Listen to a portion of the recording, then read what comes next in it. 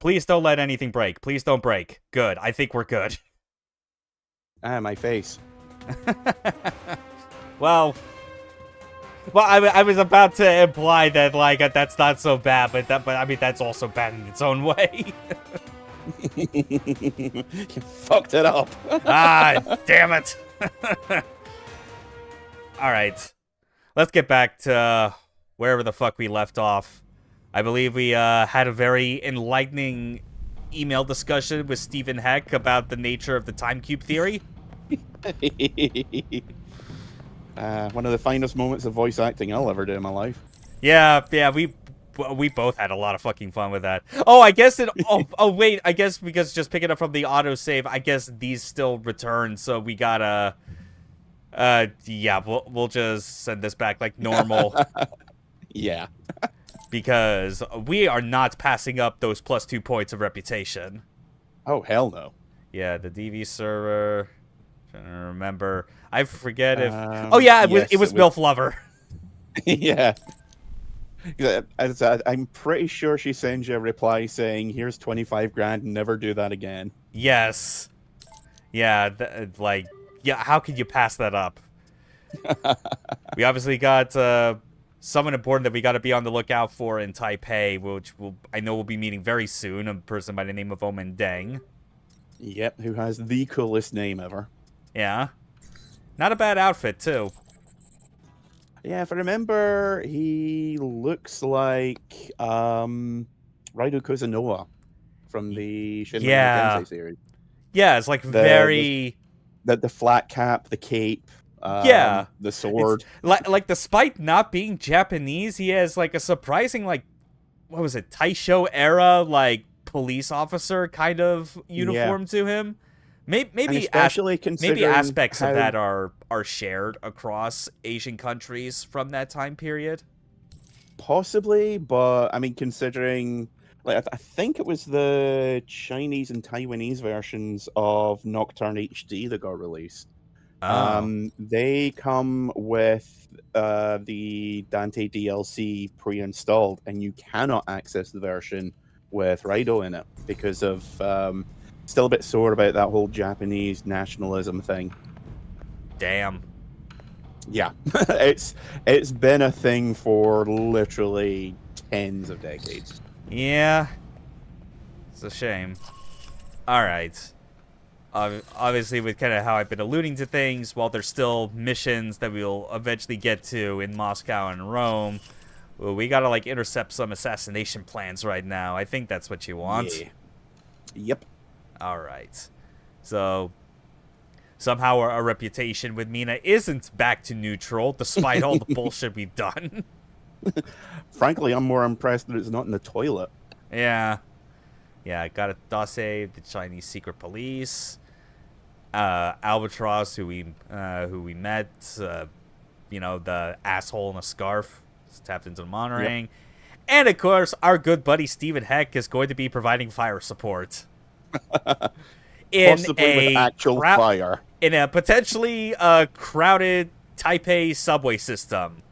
Nothing can possibly go wrong with that last one.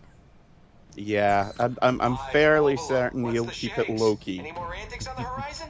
Bad guys need thwomping, liberty need protecting, adorable how should we rescuing from sinister government labs. Oh yeah, okay. Stephen, hey, just calling to let you know I've got all the intel I need to intercept this package on the assassination. The exchange goes down tonight at the Qingmei subway station. Thanks for the heads up, Mike.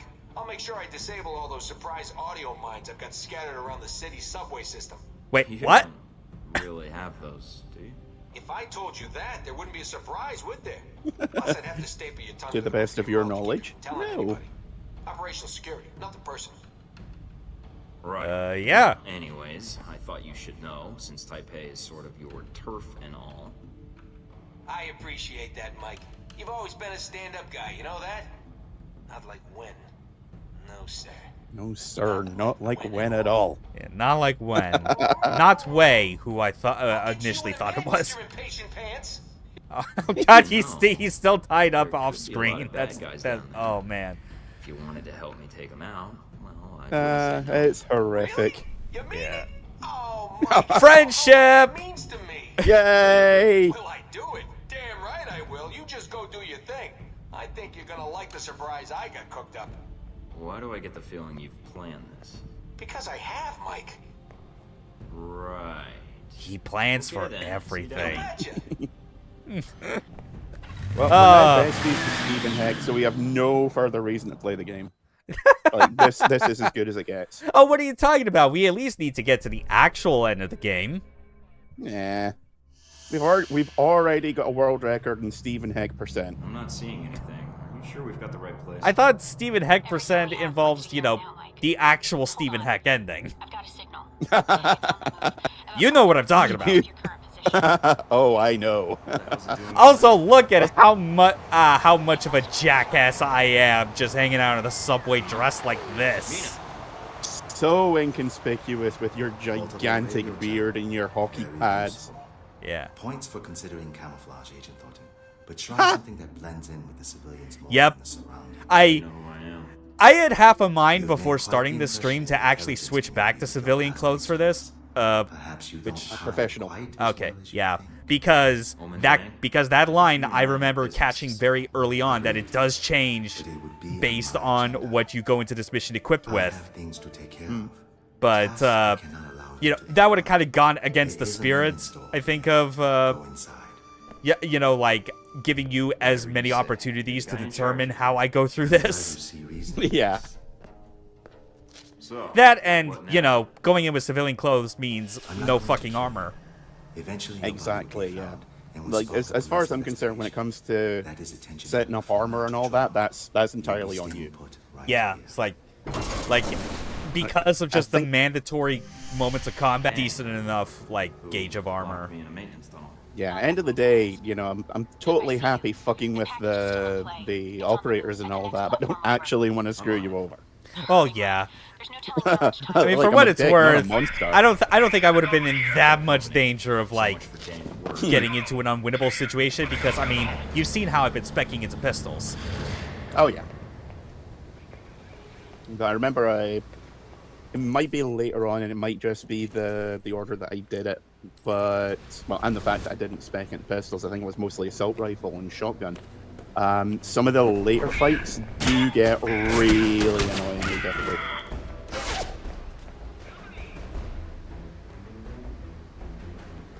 Well, that was kind of a botched double takedown, but whatever. Yeah, this doesn't have double takedowns, does it?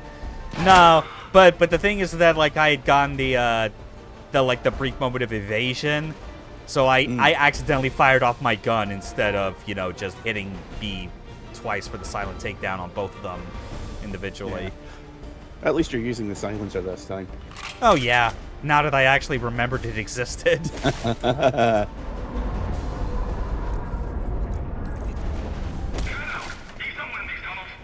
Trains are pretty loud here. Might come in handy if I need to take a shot. At least this game has like the means to like kind of take into account, you know, sound dampening, Yeah, but which as is- a result of the environment. yeah, which even today is something you barely ever see. Yeah, it is quite wild. Okay, let's see if I can. You know, I'm just gonna like get up top, just so I have like a better line of sight to get my chain shot. Yeah. Whoa, hey, don't shoot straight into the air, buddy. Oh, come on. Whatever. I say that the power on that handgun, able to shoot straight through helmets. That's Yeah. impressive.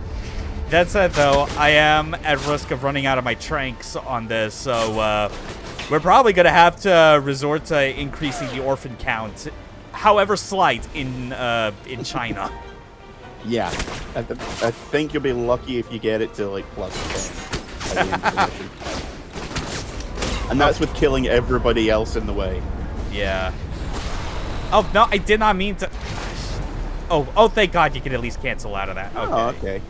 I just needed to, Genuinely surprised that it refunds you. Yeah.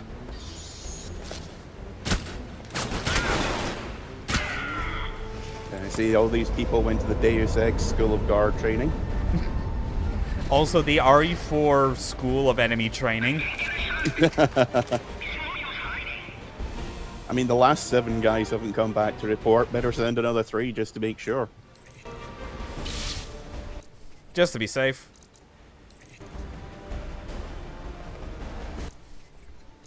Yeah, geez, only 12 rounds left, and look at all like these fucking pistol shots I'm hoarding. Yeah, meanwhile, the steel course ammo is just sitting there being like, use me, I'm delicious.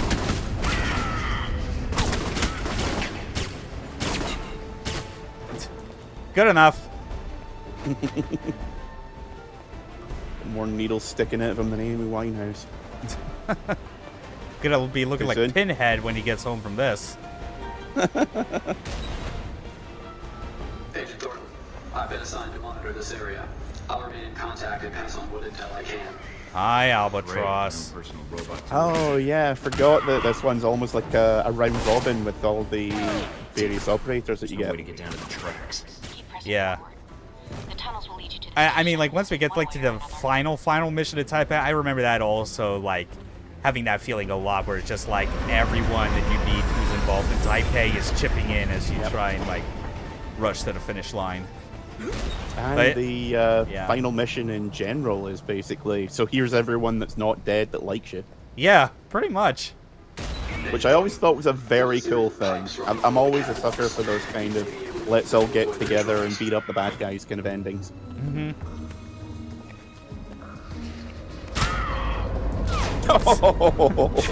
I'm pretty sure that in any other real situation that would count as lethal. That would be so lethal. Alright, fuck it. Time to kill. Look at him Alright, slide everyone up. fucking dies. He is sliding up that fucking ladder. He is not using the rungs individually. Oh, I Throwing bombs love at this things. crappy piece of shit game. As I said, I've been playing some of the like whenever we finish one of these streams, I'm playing some of the sections that we've covered, Yeah. just to get some of the alternate viewpoints. And yeah, I'm both glad and disappointed that they didn't patch out some of the jankier stuff. Yeah. Like, on the one hand, it would have been a great opportunity for them to... Because I don't think this ever got any fan patches the way pretty much every other Obsidian game ever got. No, like, not even so much, like, very little, even in terms of, like, just general mods to, like, you know, if someone just wanted to change aspects of the game just for, like, shits and giggles. Yeah, which, again, disappointing and surprising. Yeah. But, yeah, some of the ragdolling. I had one guy who I shot a bit too close to a wall, and he entered the quantum realm. He was juddering and shaking to the point where the game actually started slowing down. So it was like, oh no, please don't let this be how I die. Oh, that's beautiful. All right. Finally, a brief moment of peace. You can see as well how we just like completely just ignored the obvious sights, the obvious stealth path we could have gone, which is just walking along the pipes. But as you've noticed, I have not even been taking into consideration the idea of just like going into a There's crouch hardly anybody every here. time I reach a Where new are Dave's area. men? The transponder says they're in your area. Maybe below you? I have your target, Agent Thornton. He's on the platform below you, behind the gate. Perfect. How do I get to him? There's a security station at street level that has the gate controls. It should be lightly guarded. Remember, the security guards here aren't Chinese secret police. Don't start a dance-off if you can help it. I'll be careful. The last thing we need is to get recorded. Try to turn off those station cameras while you're at it. So Mina, not a fan of the Breaking series. Good enough. Technically, that counts as a win. Yeah.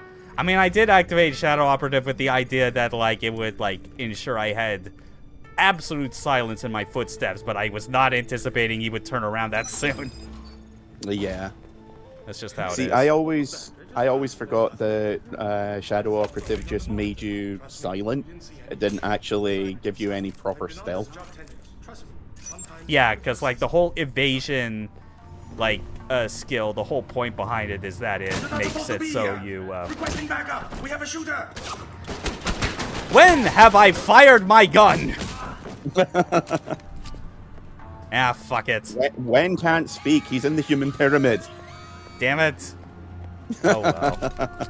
Well, even though it's gonna be a pain, I will at least try to placate Mina by not putting any of my steel core rounds into their skulls. You're mellowing out in your old age. Yeah. Whatever. I'm just going. I'm going loud at every other opportunity, so I know Steven is gonna be like happy with how I'm handling things. Any chance for an assist? Speaking of which. I'm soft shoeing my way to you right now, pal. Be there in 2 shakes of a high explosive device cunningly disguised as a lamb's tail. What? Ah, the old sheepy boom boom. Hell yeah. Okay. Come on, get up here. Oh! The flying knee never fails to amuse. It never fails to amuse in all of its jankiness.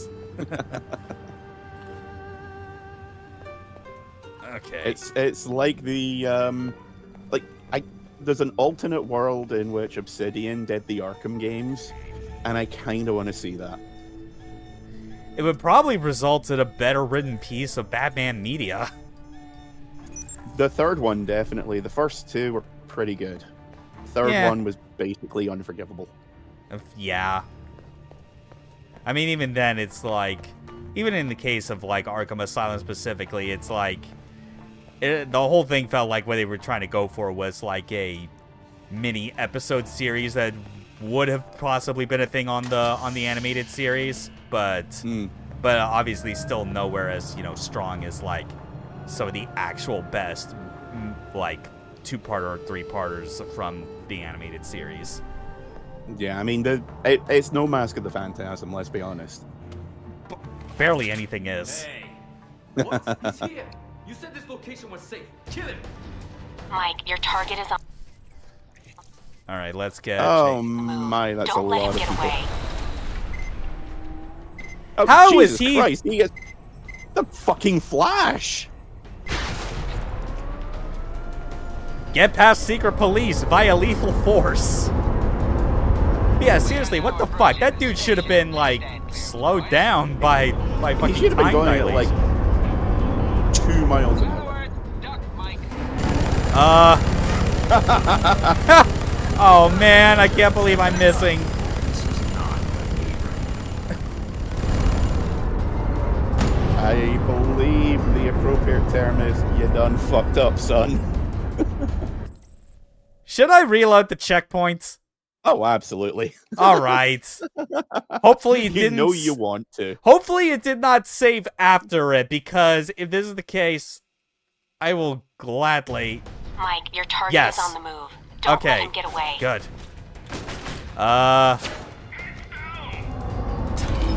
Fuck! We are now approaching the station. Please stand clear of the doors. Oh, here it comes. Save me, Steven. Forward. Duck, Mike.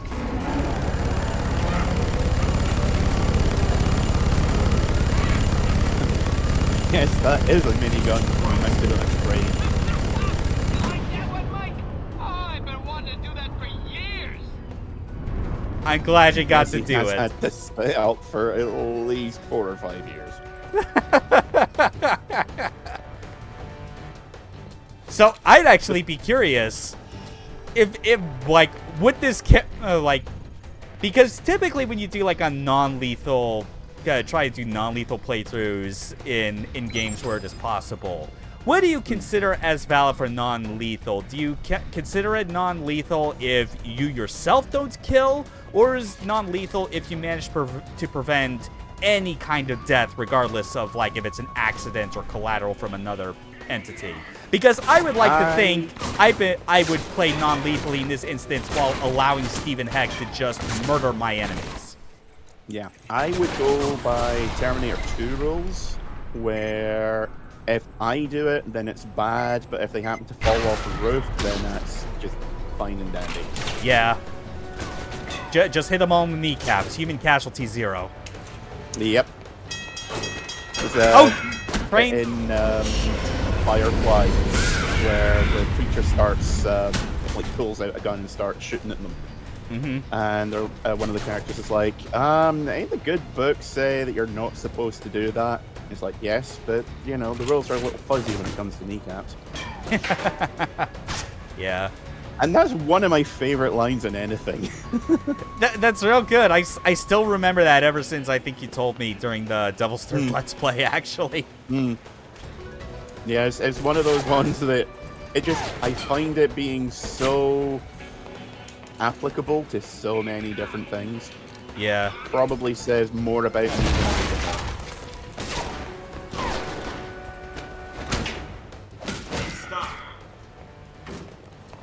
This motherfucker's booking. Yeah, I know I was joking when I called him the Flash, but I'm not joking anymore. End of the line. I may die. So will you. Think you can dodge a train? Damn, no time to turn back.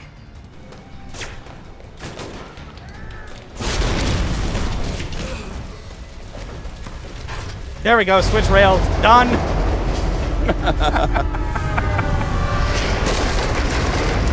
I like that you could see the explosion through the train. Damn, that was close. Whatever makes it more exciting. Flash drive. Mike, are you alright? Yeah, that was a closer call than I'd like. His data better be worth it. We'll figure that out later.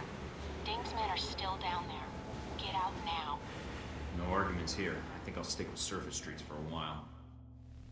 It may be a you're change gonna be of all clothes. kinds of inconspicuous. Yeah. So there we go. Yeah, like G22 provided us with with extra assistance, not like we really felt it. I mean, like Stephen Heck provided more effective assistance with the help of his minigun train. Albatross was there in spirit for all the good he did. Unlike our good friend Mr. Heck, who showed up with a Gatling gun. Yeah. And hey, at least we had no civilian casualties. Are you happy, Mina? Orphans created 7. Told you, lucky to get above 2 figures. In fact, even more lucky, because it's 7. See what you did there. All right. Let's see what we got on this data. Hopefully nothing will possibly get deleted before we get access to it. Hopefully, as well, that wasn't found in the bathroom of a medieval time. Strike me as a guy who leaves mission-critical data on an unsecured Professional. drive. Oh, okay, I'm yep. on it. I've There we segregated go. the data onto a separate partition, and I'm running virus scrubbers now. Impressive. Looks like you're way ahead of me. Any luck yet? Just bits and pieces. I'm seeing file headers for something about the assassination attempt, and there's something here about riots at the Joking. rally. Are the two All related? right, then. Does the Pope shit in the woods? I really hope not. I hope so. Metaphor. Anyways, they have to be related. Maybe the riot. I've seen some videos. That's risking a lot of people's lives for an escape plan. Dang doesn't strike me as the worried about collateral damage type. Damn it. What is it? Must have missed a security protocol. It's formatting the disk. I can't shut it down. Frustrated. How much have you decrypted? Not even enough to convict in a TV courtroom. I'm running out of time. The disk will be wiped. Okay, we got a very critical time-sensitive choice. I think I can get one of them, but there's not enough time to copy both. What do we say? Assassination. But you better make Very it well. What we're here for in the first Sun is the place. primary objective. Yeah. If he dies, the entire region is destabilized. It's funny, on my own playthroughs, I always tend to default towards that anyway, even though it's like, I've seen what the other one At is, least we got some of it. and like, Yeah, I just hope we made the right call. this is one of those choices where, like, with the benefit of hindsight, that it's like, yeah, all these critical choices feel like that there's no clear answer. You have to do what feels personally right. Yeah. And this one I At always least- felt was easier for me to Taipei. see the benefit of I one understand you choice spoke over the with Stephen other, Heck which about is the more than can be riot. said about some of That the was a wise others. decision. A man can Sarcastic. be Yeah, territory. with this one, it's basically regional Left out instability batshit versus crazy. potentially global So- instability, and it's needs of the many when you get down to it. You with information True. about the conference at the Grand Hotel. I mean, like, because there's at least one Even that's need to a ask. similar choice that you have to Not make in Rome when we especially. get to it. That I think is way We more took a very interesting just direct because of approach how to it this is operation. affected by your actions prior. Several Yeah. civilian Stick with dismissive. You know what they say There we about go. omelets and eggs. You're Can't becoming spread a over realist, every egg. Thornton. Heck wasn't the only dangerous contact you made in Taipei, was he? You're talking about Hong Sure. Making deals with triad bosses isn't the best way to guarantee a long and healthy life. Really? That's not what my fortune cookie said. Nevertheless, your one-man crusade in the slums kicked the Taiwanese security forces into high gear. You may have done more harm to Hong Shi's organization than you realize. You mispronounced it there, And then buddy. you met the mysterious Omen Deng. Who? Oh, right, Cape guy. Don't bother playing. Oh, right, Thornton. Okuzunoa. You know all about Deng's role in the assassination. You mean We'll get to Said he wanted to Give show me the his choice of demons. which I'm not quite sure what that was information to about. save. Yeah. chose the information that would save some? Sarcastic. Why? Very well. Seem like less work? Don't be glib, Thornton. There we Made go. the best choice I could within the options. In case you haven't guessed, I'm looking to piss him off as much as humanly possible. Did it. Oh yeah, he's up there with some other key characters that we are looking to get under their skin on. Yeah, and also the suave options, I believe, even in the flash forwards, will count towards that. Yeah. There we go. Our top 3 preferred skills are now at their current maximum. Yeah. Now, until we get the next final class upgrade, toughness and aptitude. Yep. That's definitely what we'll focus on. Yeah. Also, Thankfully, I it's dropped like it. My it's always phone on nice with kind of how these how like the points for each category's like upgrades are set up, because it's like stealth and pistols are stealth especially is understandably the most expensive because it is really, really fucking good when you get some of these skills available. And also, let's be honest, it's the one that most people are going to default to at some point. But and it's the sort of thing where it's like you put everything you got as early as possible into stealth and pistols, like that puts you in a position where it's like when you're not able to upgrade anymore, you can very like quickly fast track like these otherwise tertiary skill sets that are still of benefit when you get them to a high enough rank. Yeah, like toughness is never not going to be useful. Yes. And It is technical literally aptitude- the thing that saves you. Yeah, and again, technical aptitude is helpful. Mm-hmm. But you never really need it unless you are going like full grenades and everything. All right. So we got some money for selling some Halbeck info on the black market. A paltry 5,000. Fucking scumbags. Mm. All right, and now let's see how Mina took to our username and password.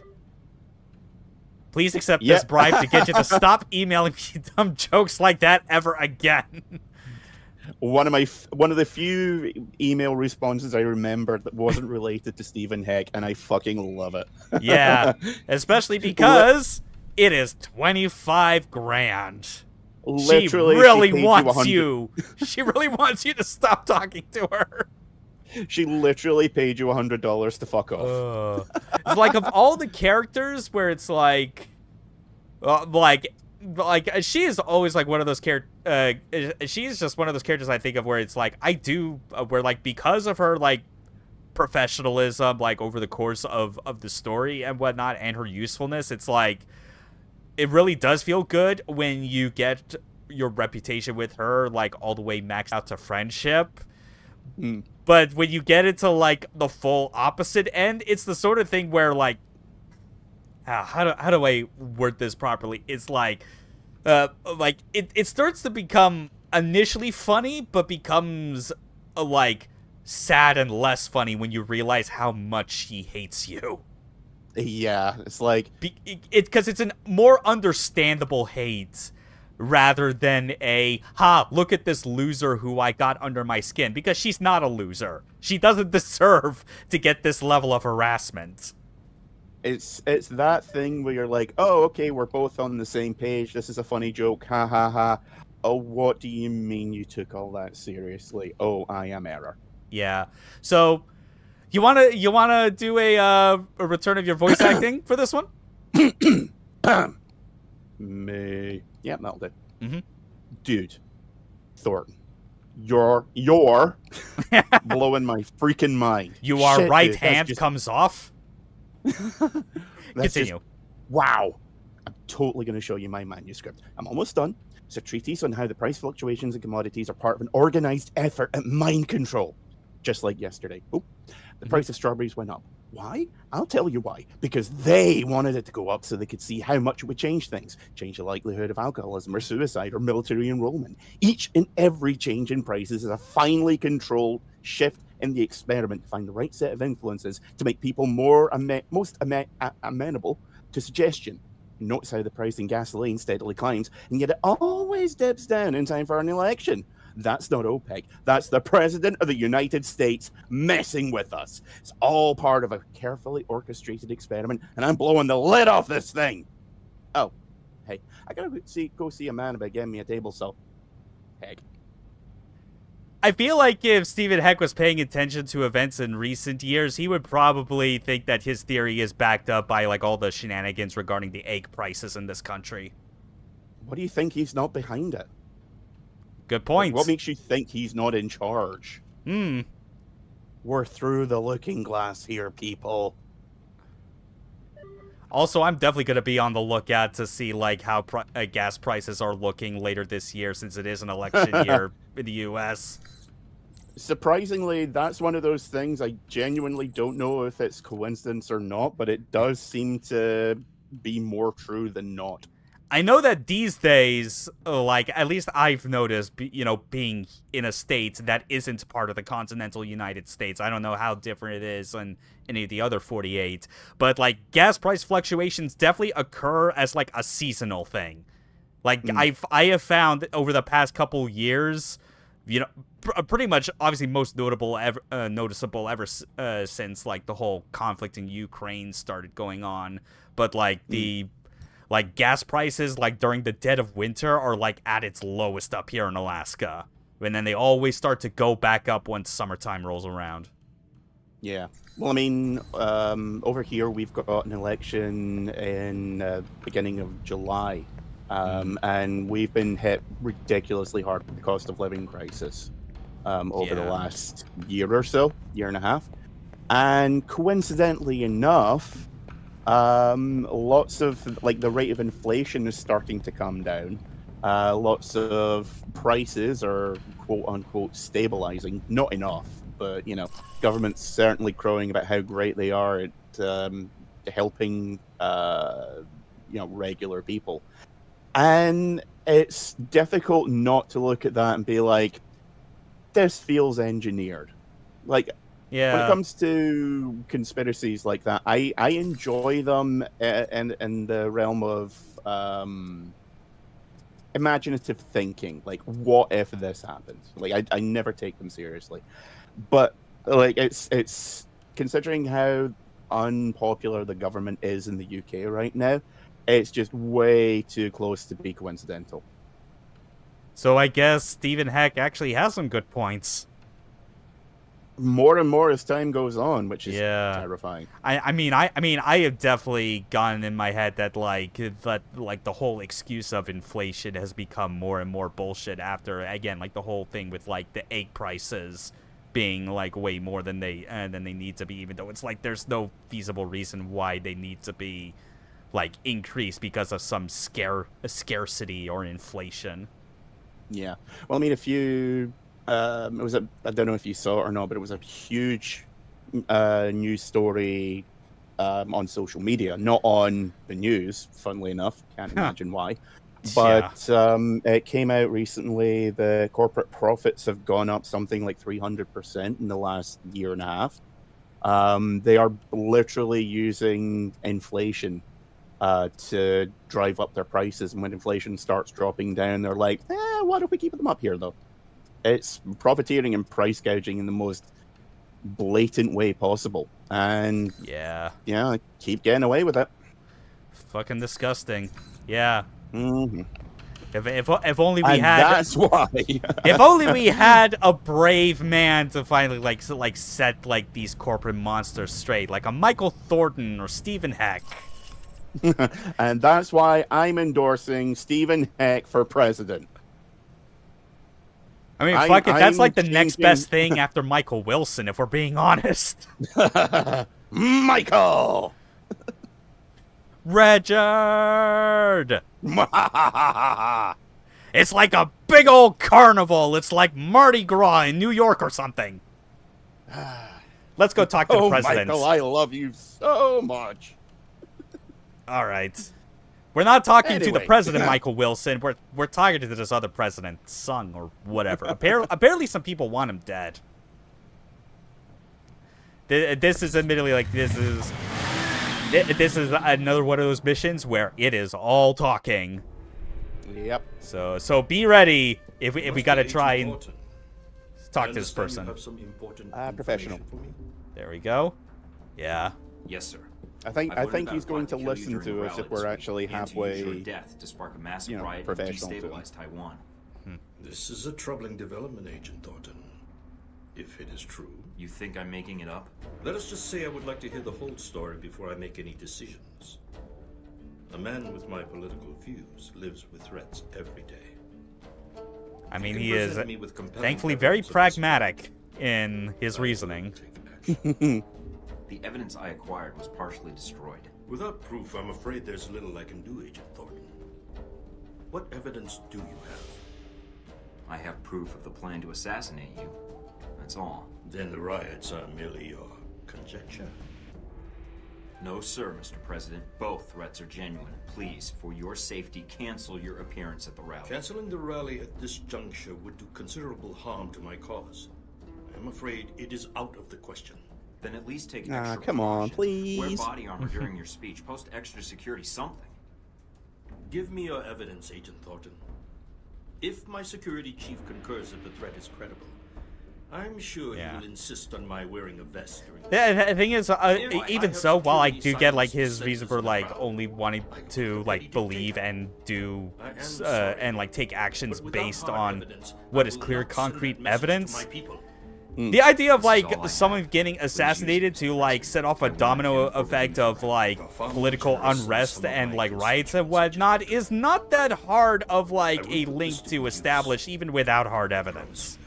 Like this kind of gets to what I was alluding to, where this is like the kind of choice where, even though I've seen what both results are and how it's supposed to be framed as like neither choice is the right one, you can't help but feel like that there is still only one right answer. I mean, if you know what you are, like naturally he is someone who is going to be dealing with death threats practically on a daily basis. Yes. And if someone came up and said, "Hey, I have credible evidence that you are going to be assassinated during a rally tomorrow," naturally he's going to be like, "Okay, heard that one. Got any proof?" Yeah. As far as like the go with Sung? Casual. Oh damn it! As well as I'd hoped. Did he believe you? So The timer on those always fluctuates. It is so hard to react sometimes. No. Yeah, that one missed me as well. And helping you out? So Well, you certainly keep Curious. things interesting. very well. So you didn't mind the risk. We got to get the whole band together one more time The worst to part was prevent trying to this stay interested assassination. when a Halbeck executive is talking to you. Let me tell you about Westridge sometime. Are you planning to stay in Taipei then? Now I am. That is, if you think I can help, Mike. I don't know what I can do. Concerned. You've been a big help so far. Couldn't have gotten to Sung without Like your help. the second You're right. the second or two But I it was takes glad me to to mention. understand what's being I'll said, try and to then the gather half what I second can from delay my contacts, Right. Mike. over Until then, If I need any Discord more help, is I'll let you like know. really only Yeah. gives us like 2 seconds to Good make a luck, choice. Mike. We already knew what the risks were going with this setup, considering Yeah. that we have like an entire ocean separating us. Yeah, honestly, I'm amazed that it's working as well as it is. Yeah, especially because I think it's like it's not just the specific choices all the time. It's like usually if it's like clear that like a specific like stance is good to take for an entire character is like you basically call it out and I just stick with it. Like it makes sense to be professional the whole way with Ronald Sung. Yeah, like obviously some characters we are going out of our way to be dicks to. And there's obviously a couple of responses which we're picking because they're funny. But by and large, yeah, we're sticking with one or two responses and going for it basically.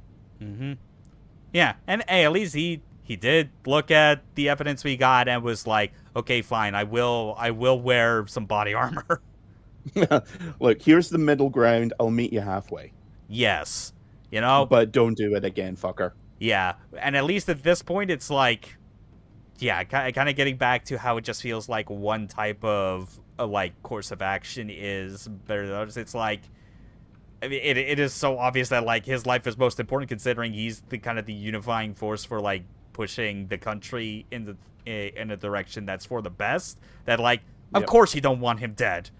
And unfortunately, this means that they are not going to, for whatever reason, account for the slim chance that there are going to be massive riots taking place at the site of an assassination taking place. Then, yeah, so be it.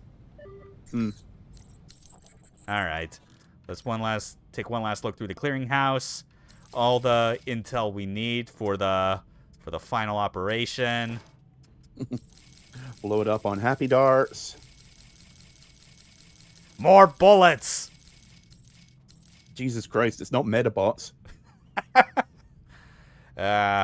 Whatever, we'll leave it at that. Just shy of 500.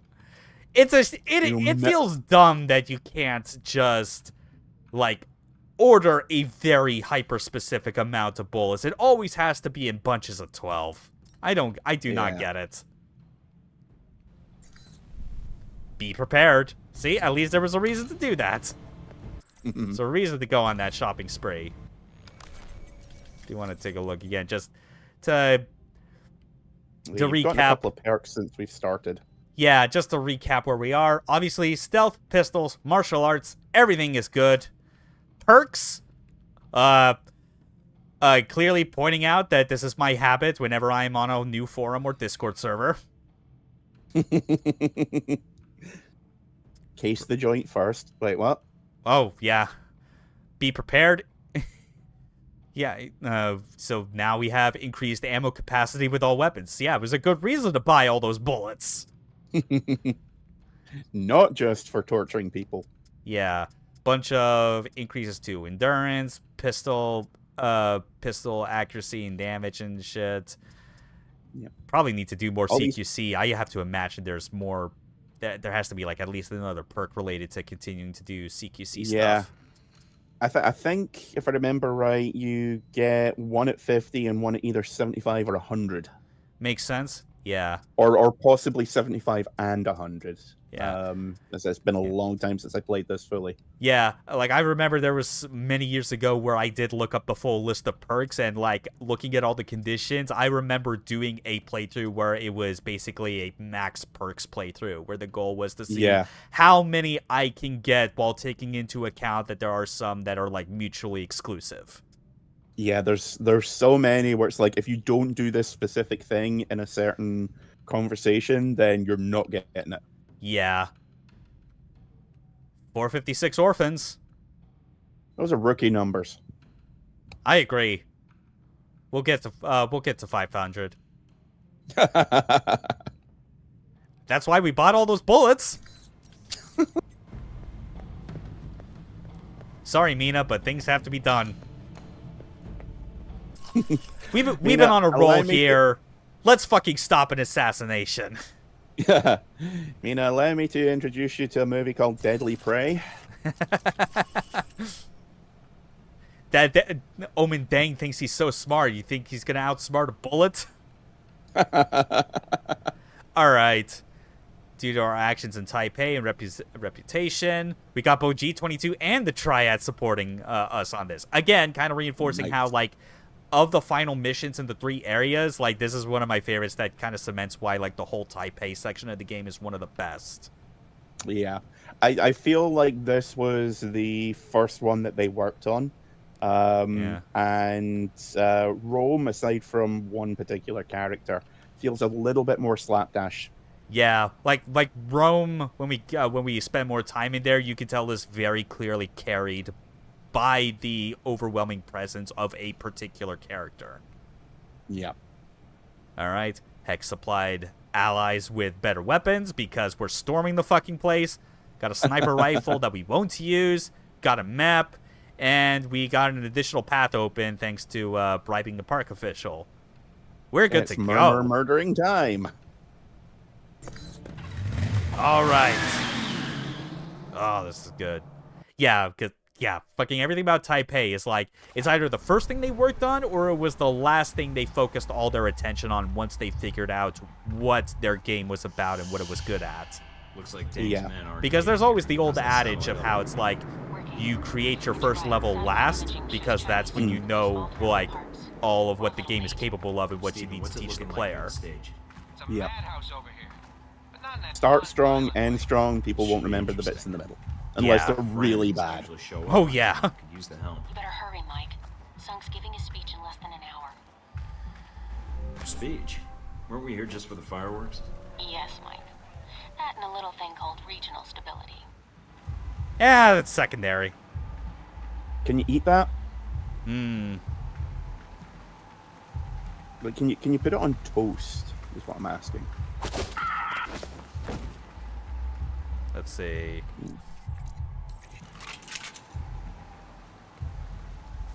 Not too far away.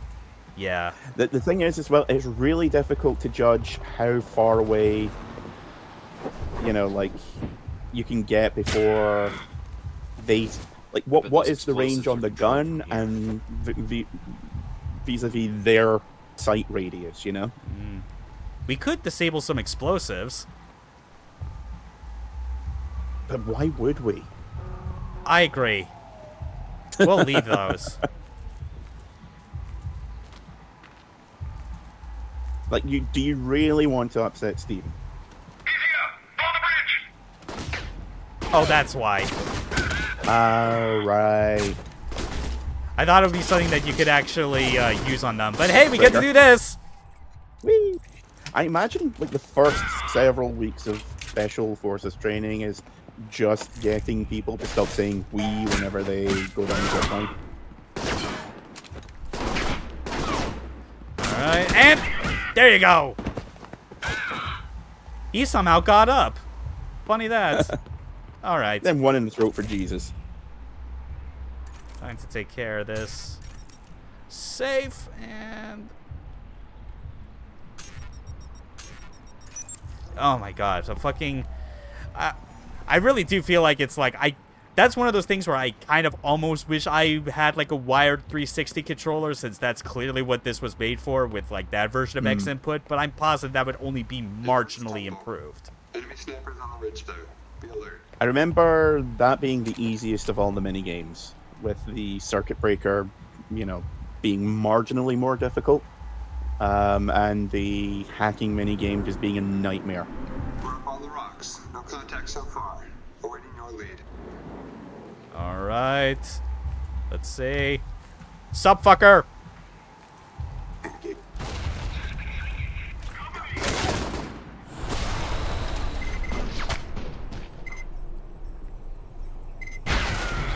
Done. Take care of them, my legion. Attack minions.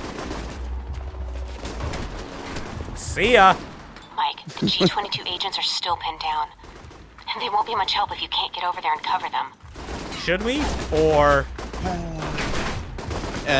We should. We want to stay on Albatross's good side. Okay, fine.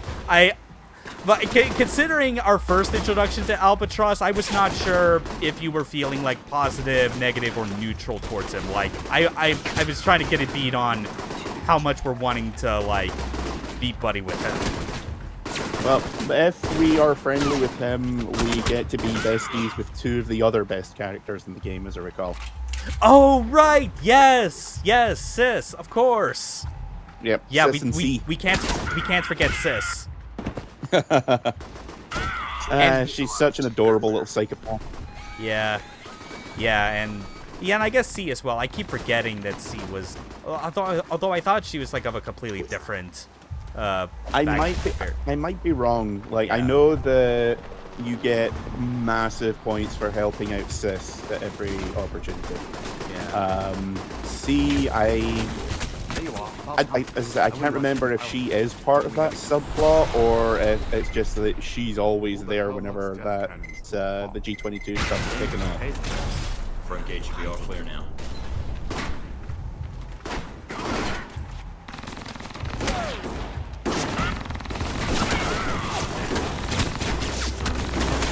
I wonder if the designers on this saw Commando when they were coming up with this. Oh fuck! That was the first death. Oh, one on the board. I completely blanked on the fact there was still an operating turret there. Yeah, I was wondering what you were doing. I was trying to fucking take them all down with my sweet kung fu skills. Yeah, I was literally like, is he trying to give the turret flying? Because that's not gonna work. Usually involves rushing. That's what I'm serious. Papa. Turn up to fall kill.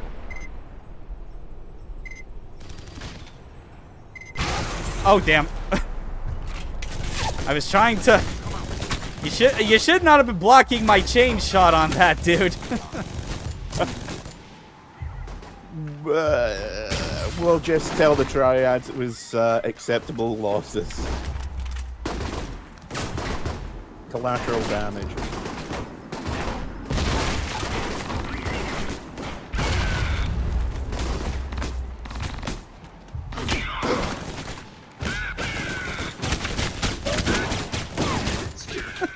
What is this, Counter-Strike?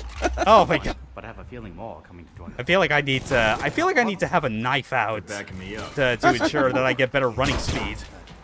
Yeah, it makes you run faster, even though it's been proven it barely does. Yeah. I mean, I know that it's kind of the same principle as well when you play original RE4 if you have a grenade equipped. There's like slightly better running as well. I know you're here somewhere. All right. Just get my armor to come back. Hopefully there's a first aid somewhere that I can use instead of the one that's in my pocket. So yeah, I always made sure I was maxed out on health syringes, like no matter what. More money. People just fucking leaving this shit lying around. I love how everyone just leaves duffel bags full of unmarked bills everywhere. Enemy reinforcements en route. Proceed with plan. Stealing money is great. Oh, I'm ready for the Stephen Heck show. Let's go. Ready. The noise from those fireworks should cover the sound of gunfire.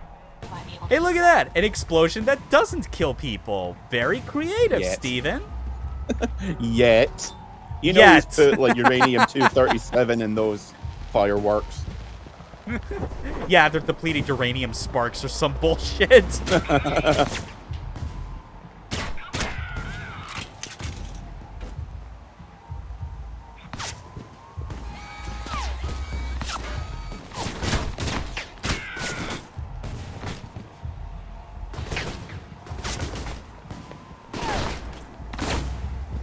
Okay, come on. That dude looks like he's hobbling the way he's like starting and stopping. Like, what the fuck are you doing, buddy? Oh, perfect time for chain shot. Oh my god. Oh, this aiming. What the hell? Oh, I think I got it somehow. Just my sensitivity just got jacked during that. Oh my goodness. Yeah. I was going to say, like, the guy was doing that thing where Vince McMahon ran into the ring and managed to tear the muscles in both his thighs at once. Fucking wow. Yeah.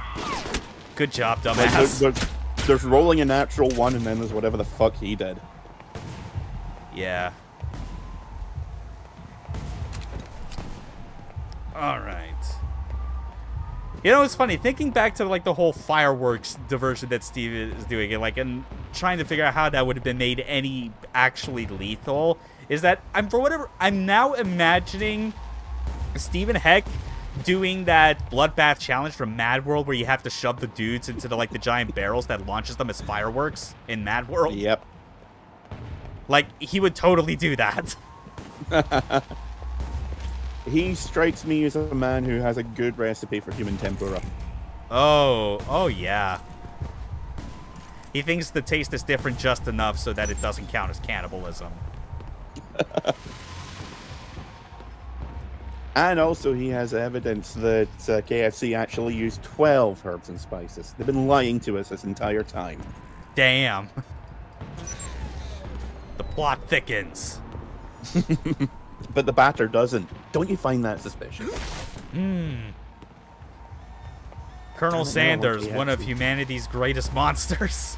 I know, he was the one that leaked that they had to change it from Kentucky Fried Chicken to KFC because they weren't using real chicken anymore. And they weren't from Kentucky. You morons. You think that's a burger eating? It's actually a centipede.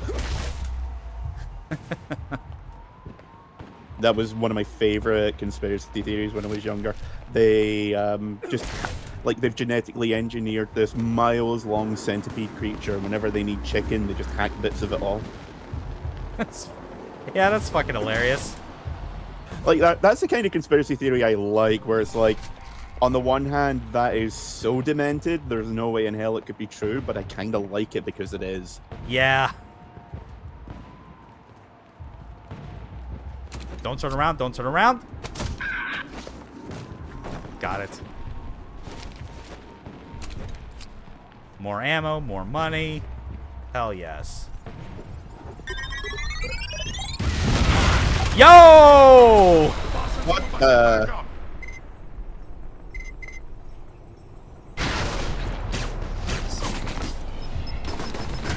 No, drop down, drop down. He fucking dodged my drop kick, you son of a bitch. Yeah, I have no idea what in the hell happened there. Or rather, not drop kick, flying knee. Excuse me, I forget.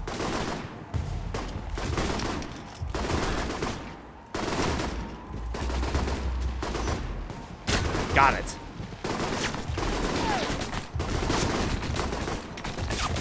So the ones where you just get to part their hair, they're always the best. And that did not kill him somehow. I know, it looked almost like he hit his shoulder instead of his head. Yeah, hit detection is kind of fucky. Oh well. Yeah, a bit wonky. That was a fun explosion. Please, can I... It's not gonna let me fucking go jump through the window. Okay, game. Fine. This is also the longest fireworks display since 1999. I mean, Steven Heck has just been saving all these fireworks since 1999. Believable. Alright. We're good on healing. Data disk for some money. Alright. So far, so good. Aside from the one death that I took like an idiot. What about things, man? Here. Good going, witless minion. Level up time, and we finally are at the second to last level of our preferred tiers.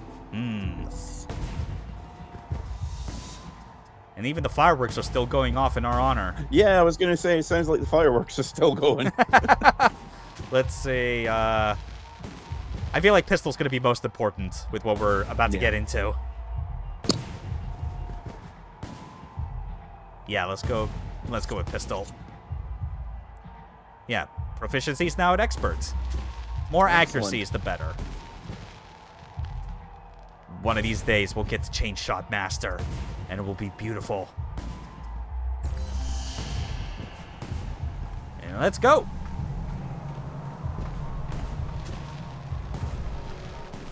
Got a visual on Dang. Hey, we're not done yet. Now he's gonna pull out some vials that fucking summon his demons.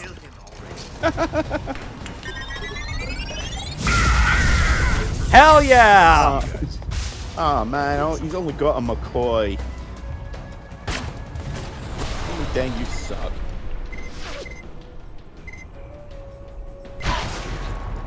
All agents to the hall entrance now. Mike, Sun's car just made it to the rally. You better finish up in there before these fancy pyrotechnics do. We're targets en route. We'll attempt to hold them here. Got it. That was a pretty smooth encounter right there, I gotta say. Nicely done.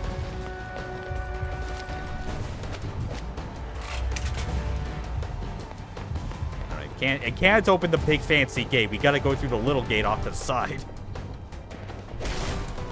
What do you think this is? Dark Souls 3?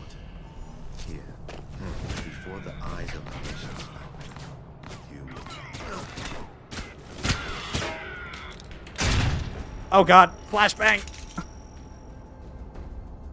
Avert your eyes! The only acceptable use of bloom in games from this era. I can agree with that. If a flashbang's supposed to be painful, you get leeway to have like painful visual effects. Yeah. Whoa! Oh no. I mean, his fucking model reset before it proceeded to just crumple to the fucking ground. Like toilet paper, Jesus.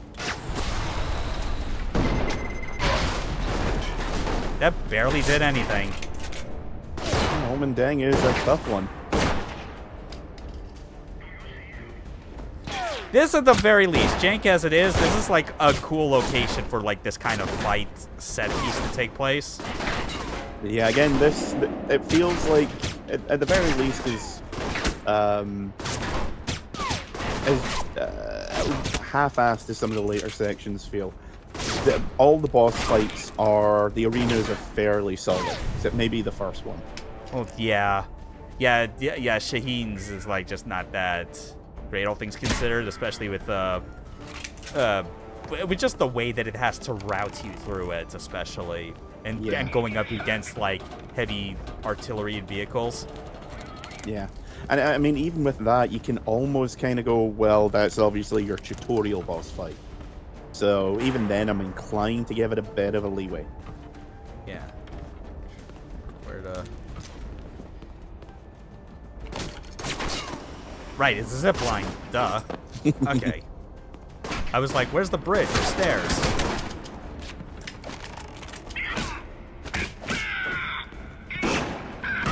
I really do feel like with this game that like if you activate the melee, like you should like within a reasonable range, you should like magnetize to the enemy that you're wanting to fucking hit instead of stopping in place. It throws me off every time. Again, it's one of those things where you're not quite sure if it's accidental or deliberate. Like, was it done because that's how, like, that kind of magnetic lock-on wasn't still really a thing of games at this time. Yeah. But then some of the other stuff you do is like, okay, was this an oversight or, deliberate design thing? Yeah, I mean, it's the sort of thing where it's like, well, yeah, I mean, like, this would have been around the same time that Batman Arkham Asylum already came out. And that has, like, that magnetizes you to the enemies in, like, the most insane way ever. Like, it is super far-reaching, which kind of, I think in the context of, like, if you're trying to make a melee action game, having overly reliant, like, magnetism to enemies defeats the whole purpose of some of the finer strategies that's supposed to come from that genre, you know? Like, at that point, would the spacing really matter? It's a very fine line between making sure that you're halfway decent fighter and almost babying the player, like they're not good enough to take care of the fight themselves. Yeah. But in a situation like this where melee isn't really the main focus, it's like I would rather have this be like as frictionless as possible. Yeah. You're missing. Let's Your big opportunity. let's get my special Show bullets ready. No, it will be over soon. Where are you? Oh. Oh yeah, doesn't he just charge at you? It ends here. Look at that. Owie! Whoa! Yo! Oh. Nice. Yeah, I remember being disappointed in this finale because you're expecting it to be some kind of counter snipe duel and it just charges at you. Yeah, but then you get to do this.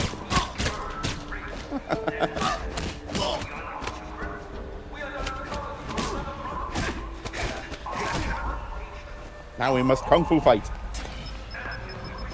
Oh, damn it! You had to miss. The fucking running knee. God damn it. I did see one playthrough which basically mined all the pillars. I think it might have been Bob and Fred Bears. Yeah. Yeah, but that's every time- boring. We're just gonna do this. Yeah. So every time he ran past something, it was just explosions everywhere. All right, what should we do? Professional.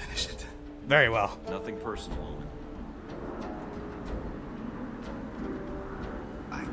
By the way, where's your little black cat? And they will make you pay for killing Wild. Damn it, Goto. I'm not here to kill anybody. My sources were clear. Michael Thornton has come to Taipei to assassinate President Sun. Funny, my sources made it pretty clear you were here to kill him. And your sources are mistaken. Uncertain. If you're not the assassin... Yeah, this was quite the swerve when you got here the first Yeah. time. Yeah, this. Damn it. I don't see anybody. I tried to warn him. I sent him everything I had on the assassination attempt. Mike, emergency frequencies are reporting riots breaking out. And they're getting ugly. Additional security forces are en route. Frustrated. Yeah, I would Of be course they too. are. God forbid I get 5 minutes to figure this thing out. Come on, Dang. You're coming with me until we get to the bottom of this. Yeah, this is one of my favorite twists in the game. Can I ask Yeah. you a question? Yes. What is your second one? Oh, I forgot about that. Why would I kill a man who Huh. has been like a father to me? You're a double agent? Let's see. For how long? All my life. All right, I won't pry then. there we go. That is appreciated, Thornton. Yeah, like Clear.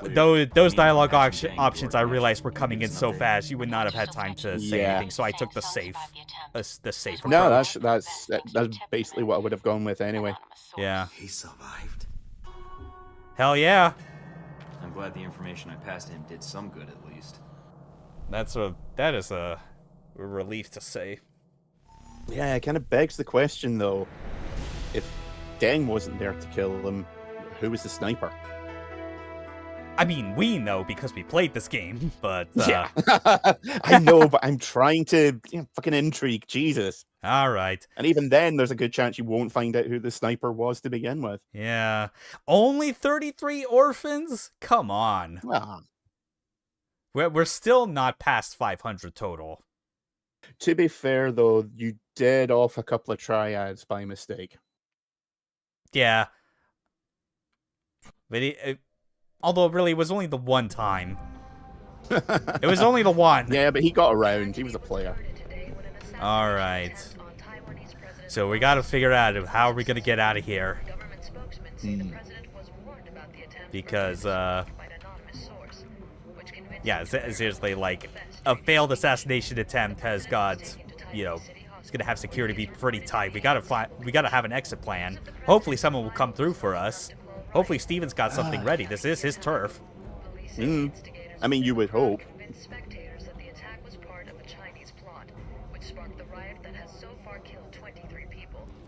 23?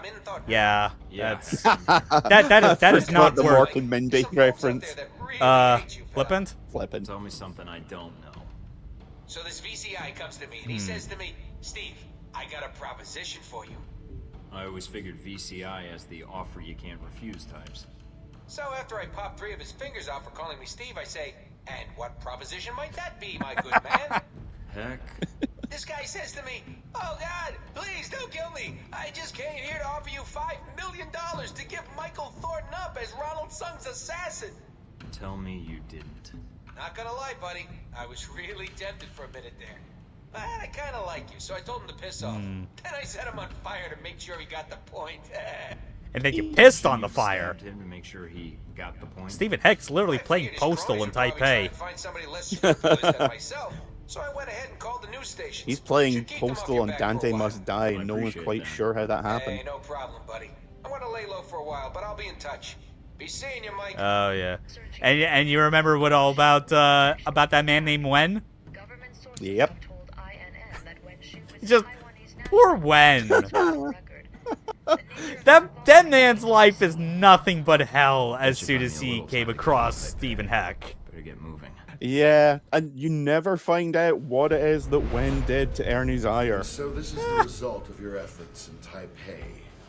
Chaos in the streets. Hell, you're not even sure if he actually did anything to begin with. Yeah. Smog. All right.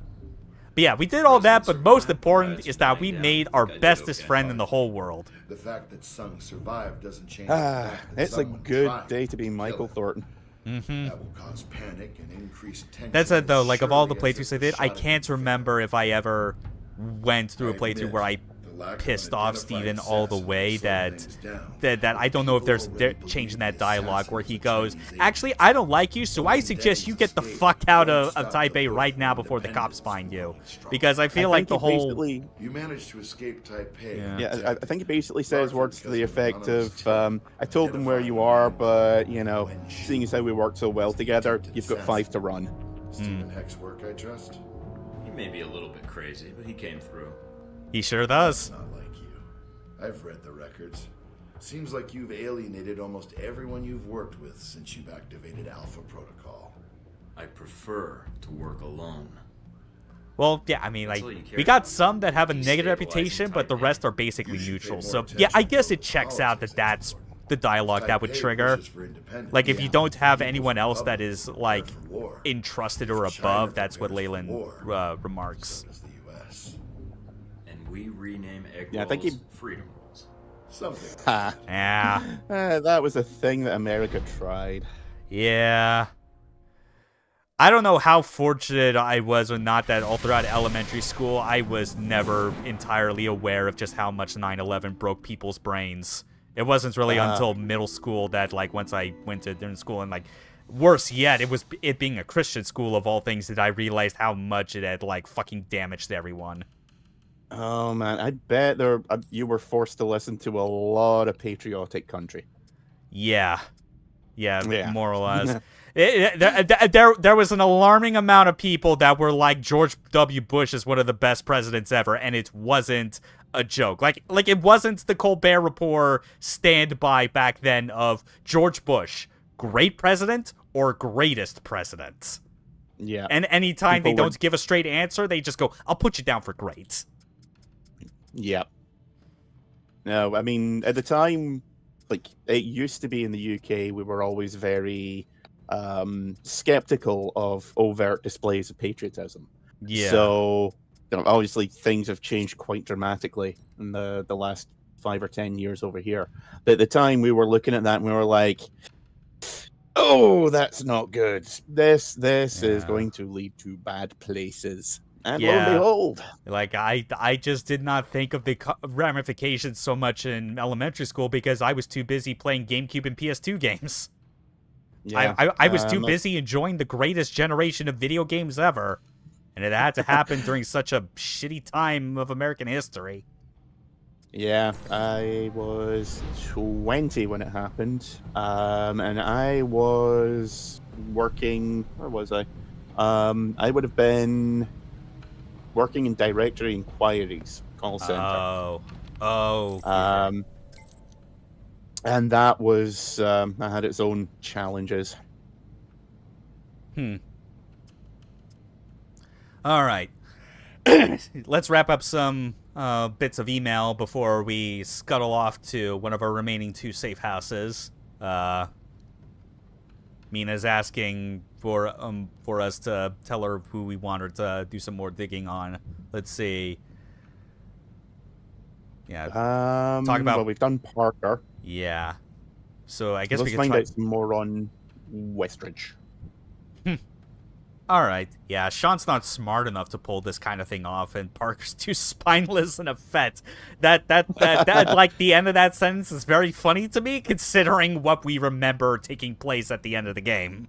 Yeah, turns out Parker is hardcore. Yeah, it turns out Parker's age and seniority comes with a fuck ton of experience.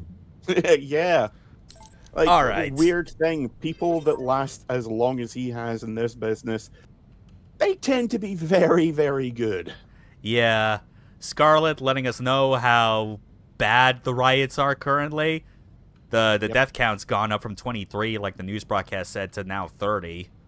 Probably going to keep going, so we need to leave. Yeah, we really need to cut and run. Yep.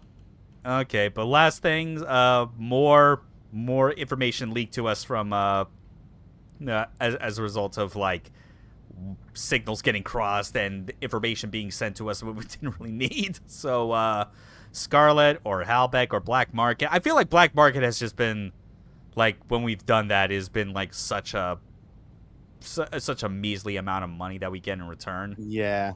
Well, we don't get anything if we send it to Scarlet aside from a boost in reputation, and we're trying to keep only Steven, well, for the time being, at our highest reputation. There's some other characters, once we meet them, we're going to be like, you're our new best friend. Yeah. I love you so much, Rome Steven. All right. You're my best pal, Russian Steven. Let's see what happens if we send it to Halbeck. All right, then. Yeah, you know, I just noticed the typo. You now the drill. This intel makes its way to everyone who will want to sue, arrest, fire, and kill you. This, one of the things I liked about the emails, and I genuinely don't know if it's deliberate or not, but it's quite a few spelling errors in a lot of the emails. I think feel that's like one it's of their... deliberate. I feel like that has to be the sort of thing where, like, the people that wrote these obviously made an effort to make sure that if it was in, unless it was something that was in character, they would absolutely try and have spelling and grammar be correct. But if they did make a mistake like that, as long as it was in an email, I'm pretty sure whoever was in charge of verifying the written text was like, okay, if this is in the email parts of the game, we can ignore this. Yeah, it's one of the few points where you can be like, nope, that's entirely justified. I'm okay with that. Yeah, it's totally believable, too. All right, Moscow, Rome, take your pick. Let's go to Moscow. Gonna ride our motorcycle all the way across the Siberian tundra. This may take a while. A few weeks later. 15 months later. Yeah, 15 months. Months? Halbeck could have won by this point. What the fuck are they doing? Halbeck has somehow destabilized Mars in the time it took you to drive there. I thought capitalism wasn't in space. Tim Curry lied to me. Tim Curry didn't lie. He just didn't know any better. All right, fine. Okay, let's download our funds. Oh, yeah, that's a lot more. 1,500, let's go. Much more like it. Yeah. Yeah. Now I'm remembering. Note to self: anytime that we get juicy info that we're gonna use to get money, always blackmail. Always.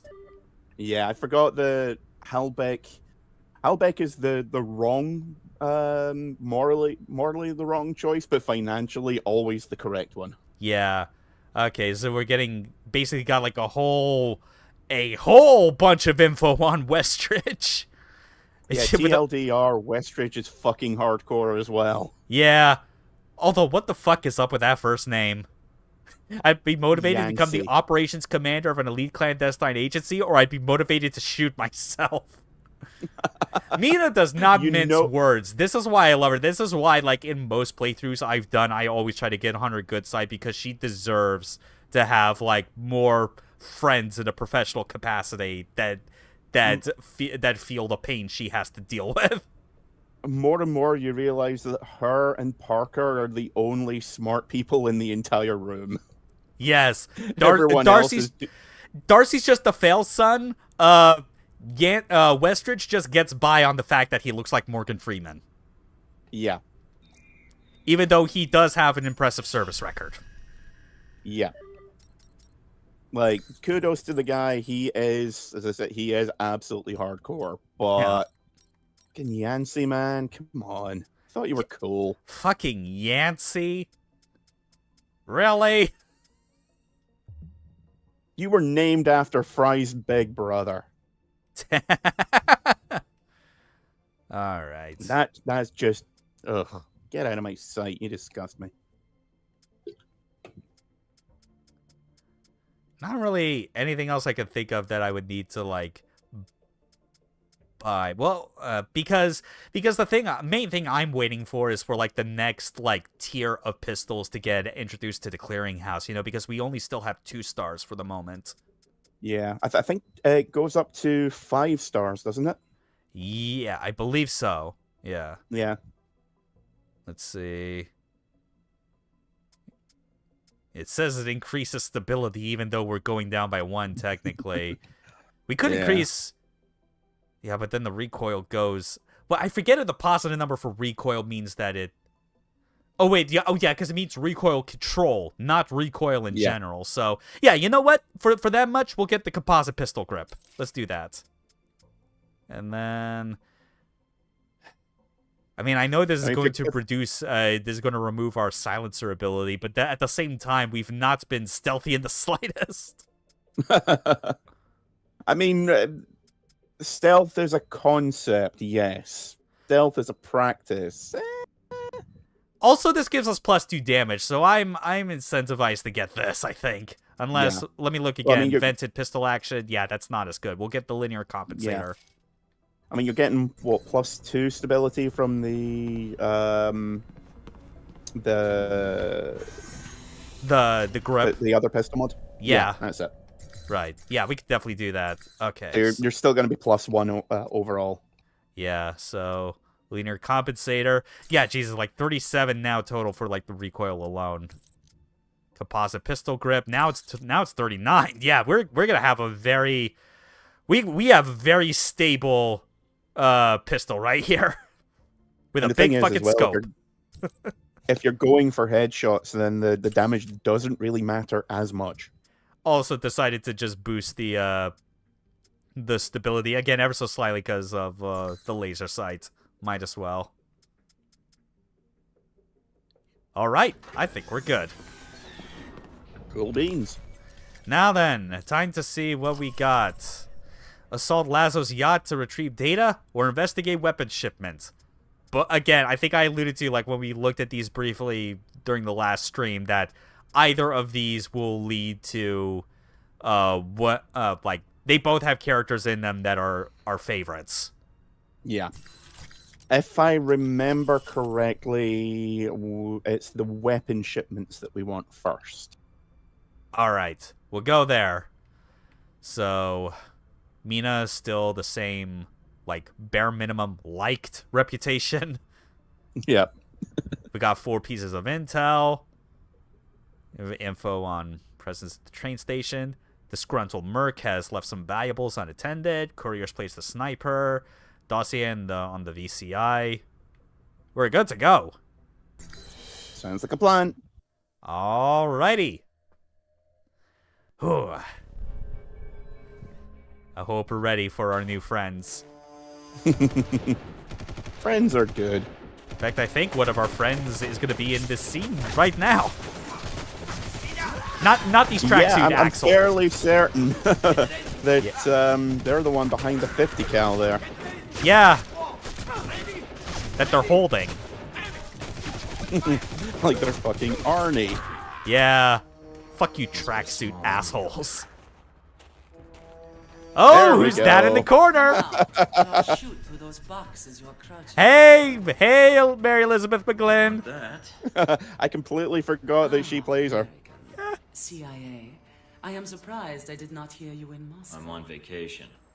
So you come here for the or are you here? I think it's aggressive. Yeah, aggressive. I think she Let's ditch the appreciates interrogation. bluntness. You're here for the missiles, Yeah, so let's like not play you games. match her, and like she appreciates it. Yeah. Apparently, neither do you. She is super horny for guys that get in her I do face. not want to shoot you.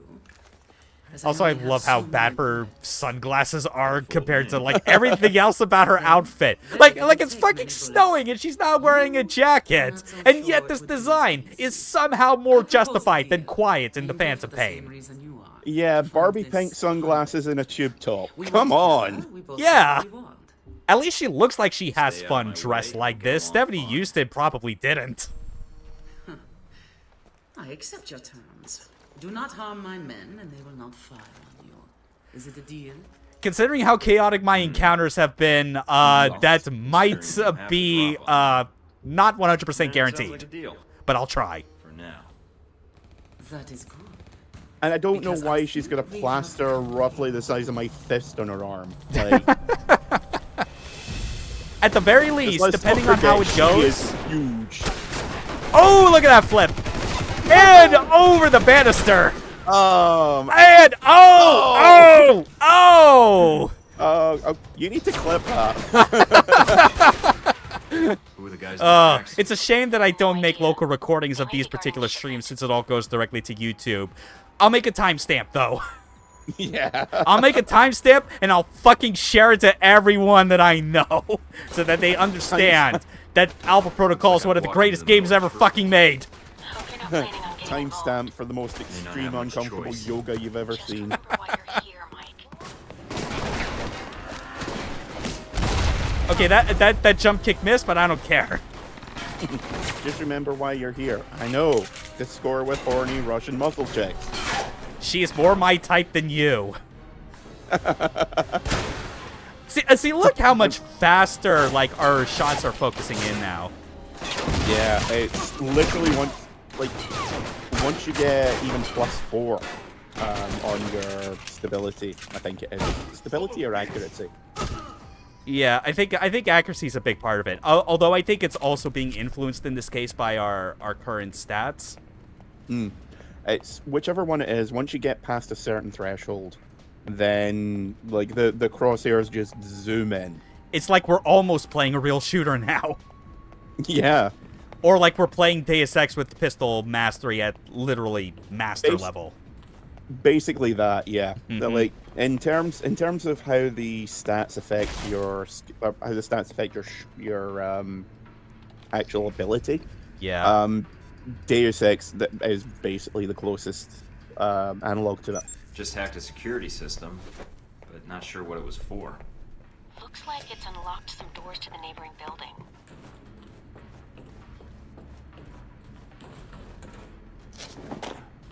Yeah, this is the sort of thing where at least like the whole train yard concept for like this mission that we're in is the sort of thing where like obviously if this were more like in a straight regular third-person shooter, this would obviously be like a lot more conducive to like good gameplay. Just because it's the kind of environment that naturally lends itself to having like it's not a very open space. There's like very identifiable parts of the environment that can be used for like cover. There's also like very narrow routes that are good for flanking. Yeah. Watch out, Mike. The environments do get a little kind of copy paste after a while. Yeah. But the big money sections, like usually the first couple of areas and the very last, are usually the best bits in any area. Yeah, absolutely. I mean, like, yeah, just like the very idea behind a lot of these locations are like sound enough as far as like missions for a spy RPG. Yeah, I remember the final area in Moscow. Which if I remember correctly, is a giant boat, giant yacht. That one's fairly good. Huh. Wait, I'm trying to remember. Or is it a mansion? Okay, because like the boat. I mean, there was obviously like the yacht that we could choose to go to, but But no, I think remembering specifically because of how Moscow works, I think it's a case where the actual final mission can change depending on like what info you're privy to or like characters that you're aware of in Moscow. Because it's a case of there's an actual real culprit that's different from like who you've been focusing on, and whether you realize that or not can like change how the entire Moscow section ends. Because not to spoil anything, but I got the suspect that you can spike their special stuff. I'll pass it along Right. to the authorities.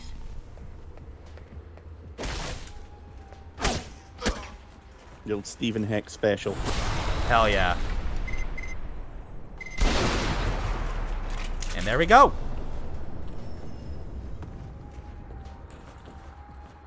Man, we are just sniper rifles when you've got a really good pistol. Exactly. What is a pistol but a really compact sniper? I don't think that's how that works, but I'm not a scientist. So. I mean, that's how I make it work in any fucking video game I play. Yeah, just randomly last week I decided to I fired up Halo, the anniversary edition. The one that the part OG. of the Master Chief Collection. Oh yeah, the pistol with a fucking scope. Yeah, and forgot just how powerful the Magnum was in the first game. Yeah. And then I got sad because they never bring it back. Yeah, I mean, like they knew how good that shit was. You know, But I also think- good in the context of Halo anything is a very relative term. Hey! I mean, it's no fear shotgun, but it does the bit. Yeah. I mean, it's the sort of thing where it's like, you know, if it was in any other designed game, just the idea of a pistol being as good as that in a shooter would, like, give a lot of... It would change the context of, like, the traditional pistol starts in, like, a Doom-style FPS, you know? Like, imagine dumping the Halo 1 pistol in Doom and see how different that game suddenly becomes. Yeah, it suddenly becomes a game where you've got semi-automatic railgun. Yeah. Halo is really the only game I can think of where you never, or at least you don't ditch the pistol for basically anything else the second it comes along.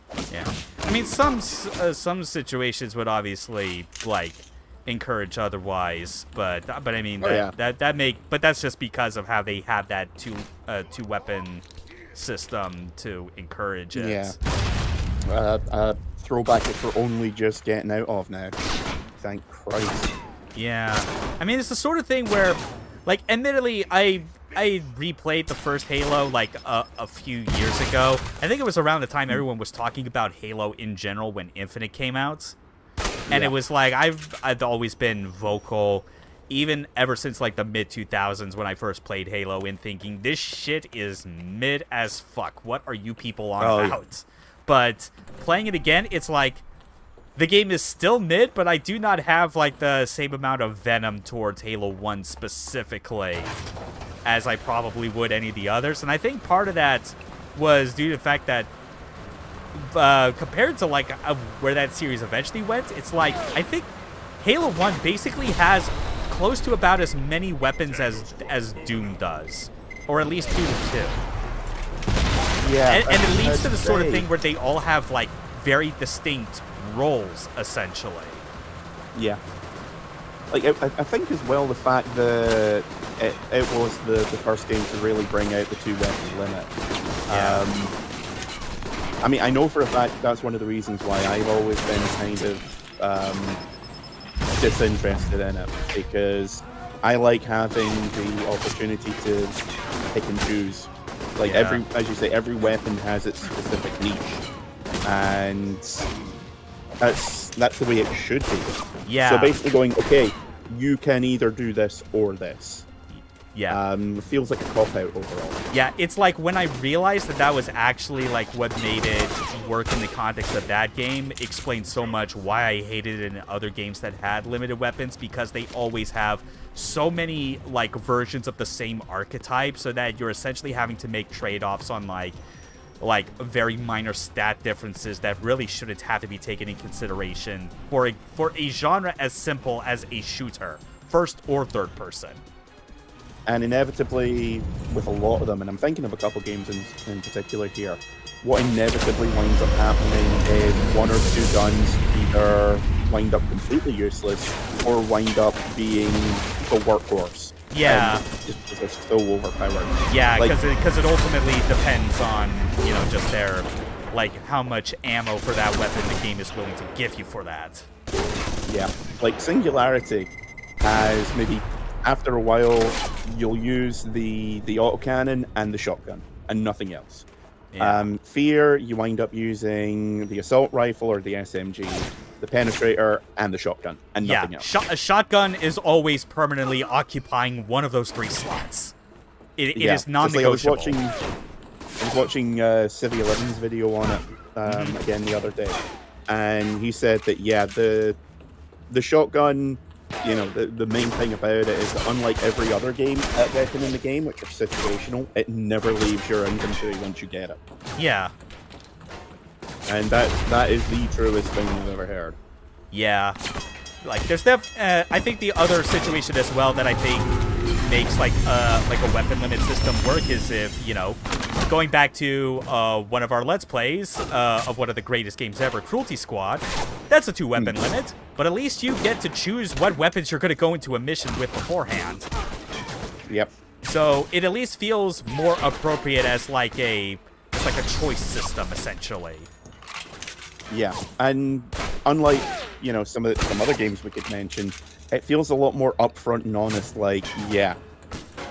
you this is all you're going to get unless you start picking up weapons from dead bodies. Yeah.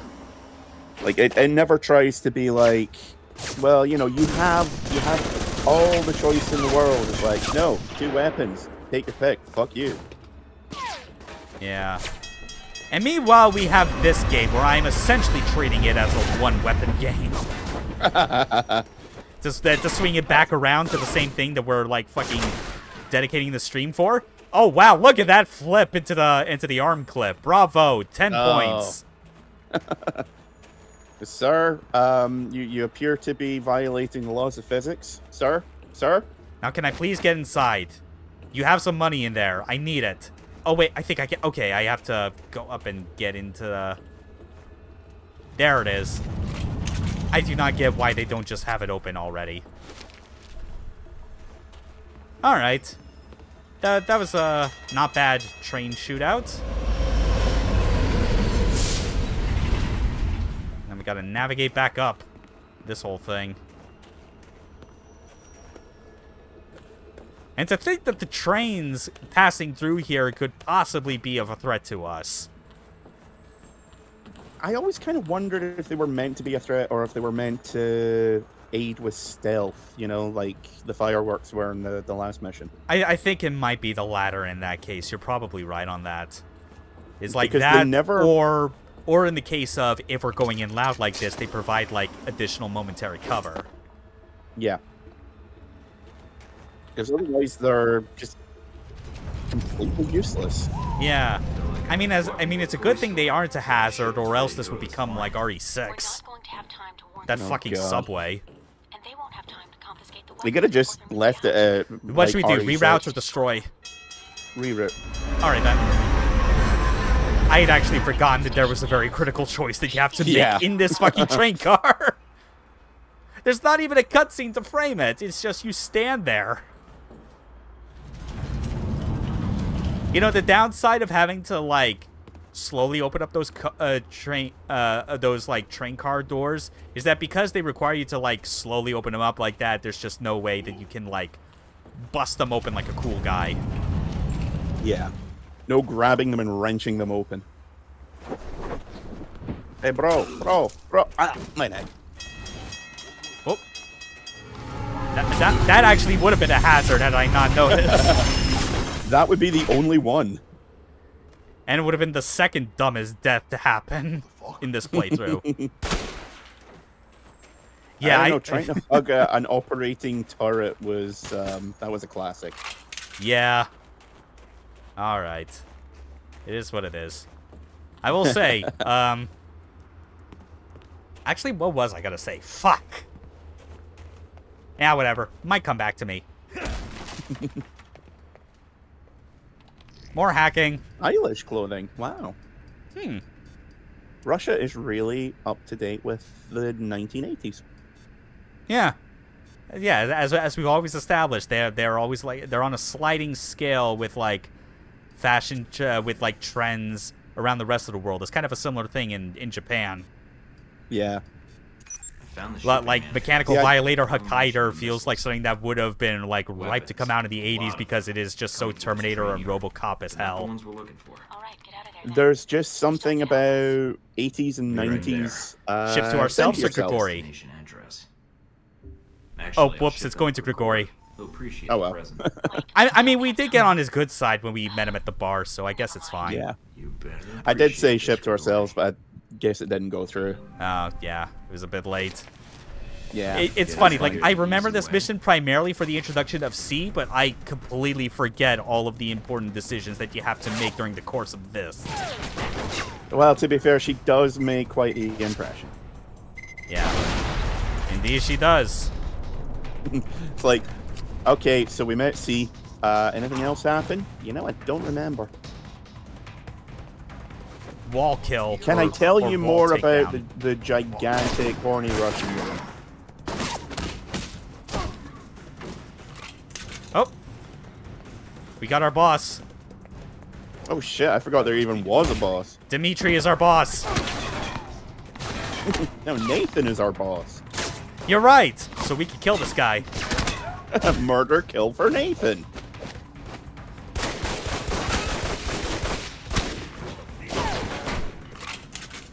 Oh, he's dead. Oh, dang. I was actually, I did not pay attention to who that was. I was gonna be like, I'm gonna find where Dimitri is and like get 5 chain shots directly to his face, and I did not realize that's who I was killing. Michael, I did not realize you knew how to kill so well, so thoroughly. Yeah, and none of your guys died, so we're good, right? Debrief you. It's a little cold for that, but thanks. Don't be a pussy, Michael. Don't ruin this for us. Let's see. Maybe I should cooperate. All right then. Can't say I mind that. In fact, maybe we could work together a little more closely. Michael, like I have not heard that suggestion before. Maybe a few decades ago. We both seem Saucer of milk for Miss Tang. So instead of being selfish, you suggest we share our talents? I do not know. Ah, damn it. Oh, I know it too well. Probably should have stuck with the more aggressive option. Think about it. Yeah. Here's my contact info. Call me sometime. Oh, Hey, man. Might even pick up. You did not just say that. Michael. Wow, we are striking out left and right. I think we will The funny thing is that when I did like that option, maybe select, I do remember that as being the thing that I selected on my first playthrough, and I felt so bad that I was just seeing those negative reputations going down one after the other. Hey, I mean, hey, we still impressed her.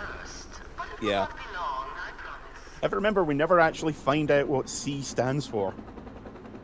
I might be wrong, or maybe I just didn't get that intel. Maybe. But yeah, I mean, just look at all these. Oh, like all of this summary. Yeah, we spared any of the VCI troops that were with her. Smashed through the train yard. Citing as a necessary gesture to reach the Buran. Necessary, yes, very much so. And we got an incoming payment from Grigori now that we sent that thing to him. Nice. 38 orphans. Again, I guess like these mercenaries don't have many kids, if any. Alright. Let's check the email. See what we got. Perhaps I should tell Halbeck you're using their bandwidth. No, please don't. It's funnier this way. Perhaps we should encounter each other in the flesh more often. See, when you say it like that, it makes me think you're a big fan of David Cronenberg. See, yeah, No. tell Halbeck I've been naughty and need a spanking. Yeah, it's like, like, C is the kind of dumb where it is like the more typical, like, kind of responses you would give in a playful, kinky way do not apply to her. Like, you have to No, she's approach from a very different angle, and then you get the actual end result, which is still the very kinky end result you wanted anyway. Yeah, she's a lifestyler par excellence. Yeah. Well, I appreciate And her. also I already have a mother. Also, the final encounter with her, I think it's an email you receive. Swear to God, killed me laughing. just with how it's explained what happens. Yeah. So, obviously, we gotta keep playing it this way. Hard to get. Yeah, she loves the hard to get act before going in with the primal play when she knows that you are down for getting freaky. All right. Cool. Let's see how much money he sent us for this. 30K. Nice. Well then. Now we're talking. We'll be very direct with him because this is extremely appreciated, I think. I like this is the only right way to do it. Although I like how he says, rather than being sly and telling you, I'm hoping you'll send something my way, I'll just come out and tell you I'm trying to score points and you can act accordingly. Yeah, it's like the exact thing I would be doing in order to game the system. Dude, this isn't any, you're my bestie. Like, we've got one and he's got bigger explosions than you do. But although this joke response is pretty good. give him a heroin bonus for buying 3 or more guns. Though if I were you, I'd charge some extra for new needles. Oh, that's dark. Yeah, like we said when we started this playthrough, Alpha Protocol, Sociopath Simulator 2010. Oh yeah, but even with all these, you still say stick with the direct approach. Yeah. Very well. Yeah, no reputation change, but I assume that he appreciates it all the same. All right, we need to make it clear that this is a working business relationship, and we want some better guns. Yes, definitely. Because we are already coming up on just all the shit that we can work with naturally. Yep. So let's say, yeah, nothing else needs to be bought from there. Oh wow, we've been dumping a whole lot of steel core rounds. Yeah, probably should switch back to doing regular bullets for the time being. That's probably why they all died so quickly, now that I think about it. Yeah. I think I left it on steel core, which is so hard to remember because it's like the bullet icons for them are so similar. All right, then. Oh, yeah, let's take a look around to see if we've gotten any new war trophies. Because, I mean, like, we know there's always going to be, like, the bleach bottle from Steven. We still have the sword the in the eye. Yeah, because you're a fucking serial killer. Yeah, the glass eye and beret. Both of them. Like, all the things in this game, that's the bit that I'm like, okay, now that's fucked up.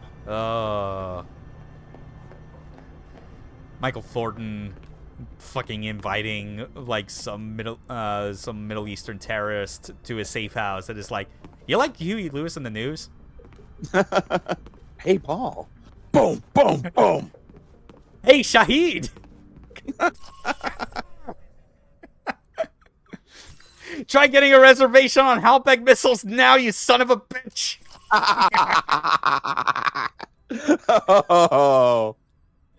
Oh, I just pulled that one out of my ass, and that was so perfect. Well played, sir. Well played.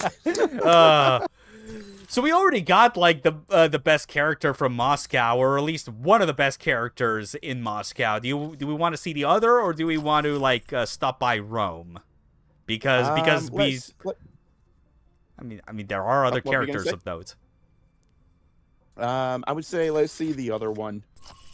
So we'll go to Laszlo's yacht. Yeah. All right. Down to reputation 1. It's getting there. Man formerly in Laszlo's employ suggests you disrupt the entertainment center to pull guards out and intercept an email called attention to electronic account accessible only from his laptop. All right. Maybe we should Yeah. Do you think maybe it would be worth giving the silencer one last try? Yeah, we do get some better silencers as I recall. Yeah. Which actually don't just give you like a bigger bonus to stealth, but also give you like a couple of bonuses to like handling or recoil. It's just the sort of thing where it is again like because it's so still weak in early game, and it's like we've still not gotten to any of like the even higher tier guns yet because of this. So, oh well, we're ready to go. And I'll make sure to switch to the Tranks for this one. Or at least I'll remember to switch to them for the special character that we're waiting to see show up here. Yes, they must be protected at all costs. Yes. And not because of the person who would rather have us protect them. Yeah. We're not doing it for him. We're doing it for them. We're doing it for her. All right. Super sneaky. Because she'd like to sneak.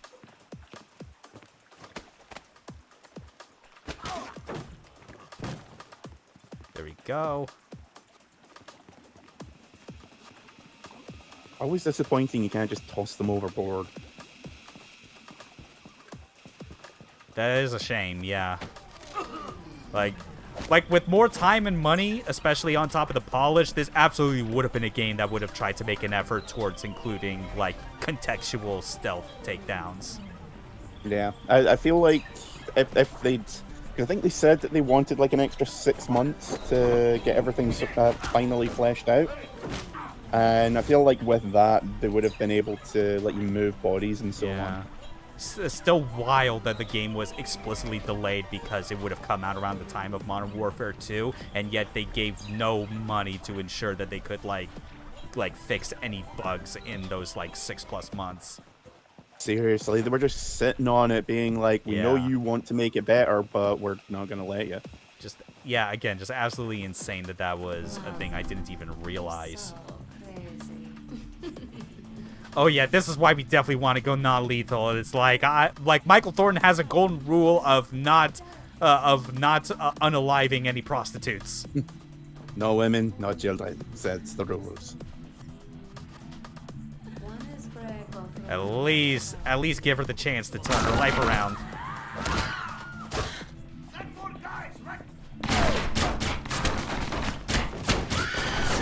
that was such a blood-curdling scream. That was horrifying. I mean, I didn't kill her, but fuck, I still kind of felt bad. You didn't kill her, you just made her wish you had. Breaker's history. I'm the big man in Moscow. You wait. Let's take a look at this dude's laptop.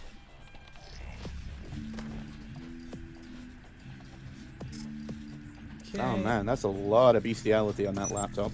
Oh.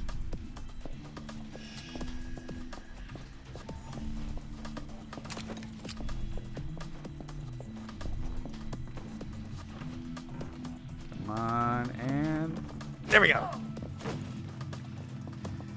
Yeah, I'm just gonna not let anyone die here, so I can send a message effectively. Oh man, I forgot. There's the disco floor as well. Yeah, just the.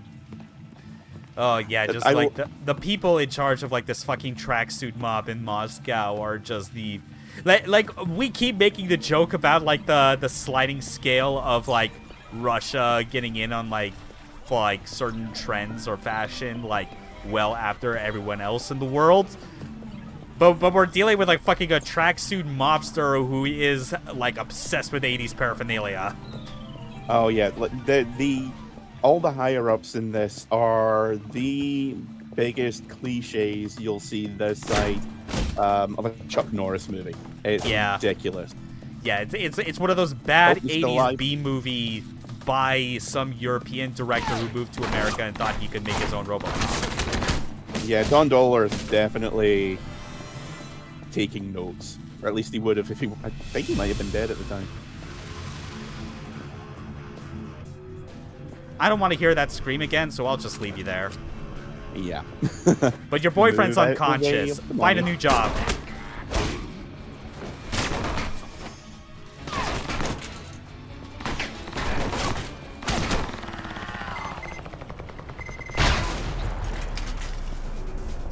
That dude got a slightly higher dosage than him. Okay. Yeah, music's kicking off, as you would expect. No alarms going off, thankfully. Now, make our way up top to the bridge.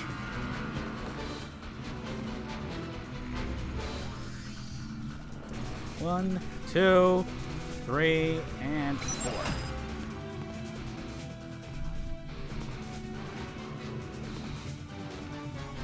And oh, look who's back.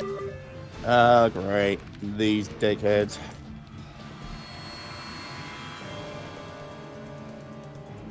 Bro, I've talked with your boss already. What the fuck's up with my beard? It is half phased out of reality. Lazo has been terminated. Move out. Like, it further proves again that like What's this going beard on is here? fake. It's a fucking clip-on. Anyway, here's the other best character. She's such an adorable little gunslinger. It's the sort of wild character type, even for this game, that I feel it had to have been the result of like this was someone on the dev team having a type and just wanting it to in the game without like tipping anyone off that it was specifically a fetish. And whoever they are, I thank them for it. Yeah, whoever it was, thank goodness you did it, because yeah, I'm pretty sure most people out there would agree with you on this. Literally, she's what if Revolver Ocelot, but you can admit to finding her sexy. Cute punk girl. Like, if this came out today, she would absolutely be modeled on Maisie Williams. So, What, nothing to say? Casual. All right then.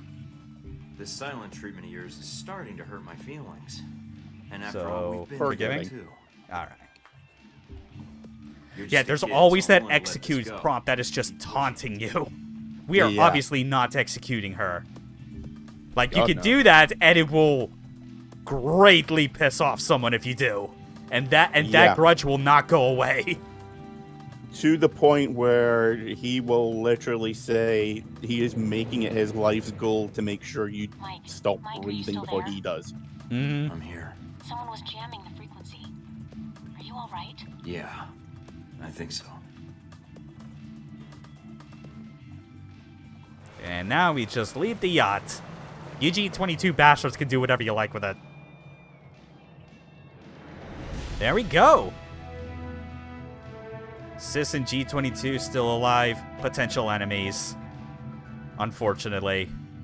Yep, repercussions, but they never quite tell you what those repercussions will be. Yeah, you never quite Which is fully see interesting. what the possible, fallout of that is going to be, because the Yeah. BCI and G-22 What's up are with the enemies. connection? There is Something's factional interfering with politics of this game. Or Oh, hey, Albatross. Albatross. Nice It's scarf. been a while since Taipei. I ran into a little friend of yours tonight, hanging out with your G-22 buddies. She's quite the little firecracker, although she doesn't talk much. Well, except with those pistols of hers. That would be my bodyguard, sis. Huh. And I know you spared her life. Right, That's cool. why I'm calling. I didn't want to fight her. I was only there for Lazo. But she didn't give me much choice. It was under my orders, Mike. But I didn't realize you would be there. Else, I would have instructed Sis to behave differently. So should I ask what G22 is doing in Moscow? You guys sure seem to get around. It's a rather long answer, Mike. One I'd like to discuss more. We've got time. If you'd be up for it. Oh, yeah. Is your bodyguard invited? We can do another hour. It's fine. I'm afraid it's required she be present. We're not supposed to be apart. It's how G22 operates in the field. But like you, I tend to bend the rules for the sake of the greater good. Don't ever use those last three words. If you want to discuss your future, the greater good is nothing but a fucking sham. Refuse or agree? I agree. All right. If it means getting more time with Sis, then it's a good thing. Into an ambush and tell Sis to keep her distance. I mean, it'll be fun trying to balance, you know, getting to keep working with Sis wherever we can, even though that means her her organization is still going to be around when C would rather they be out of the picture. Yeah. But that's what makes this game fun. Yep. It is entirely possible to keep them both sweet. Yes. Just very, very difficult. Oh, yeah. I mean, listen, we respect the three S's in this game. C, Sis, and Steven. Hell yeah. All right. Yeah, like we were talking about. She loves you when you play hard to get. The cheetah that runs the fastest is the best breeding stock of the pack.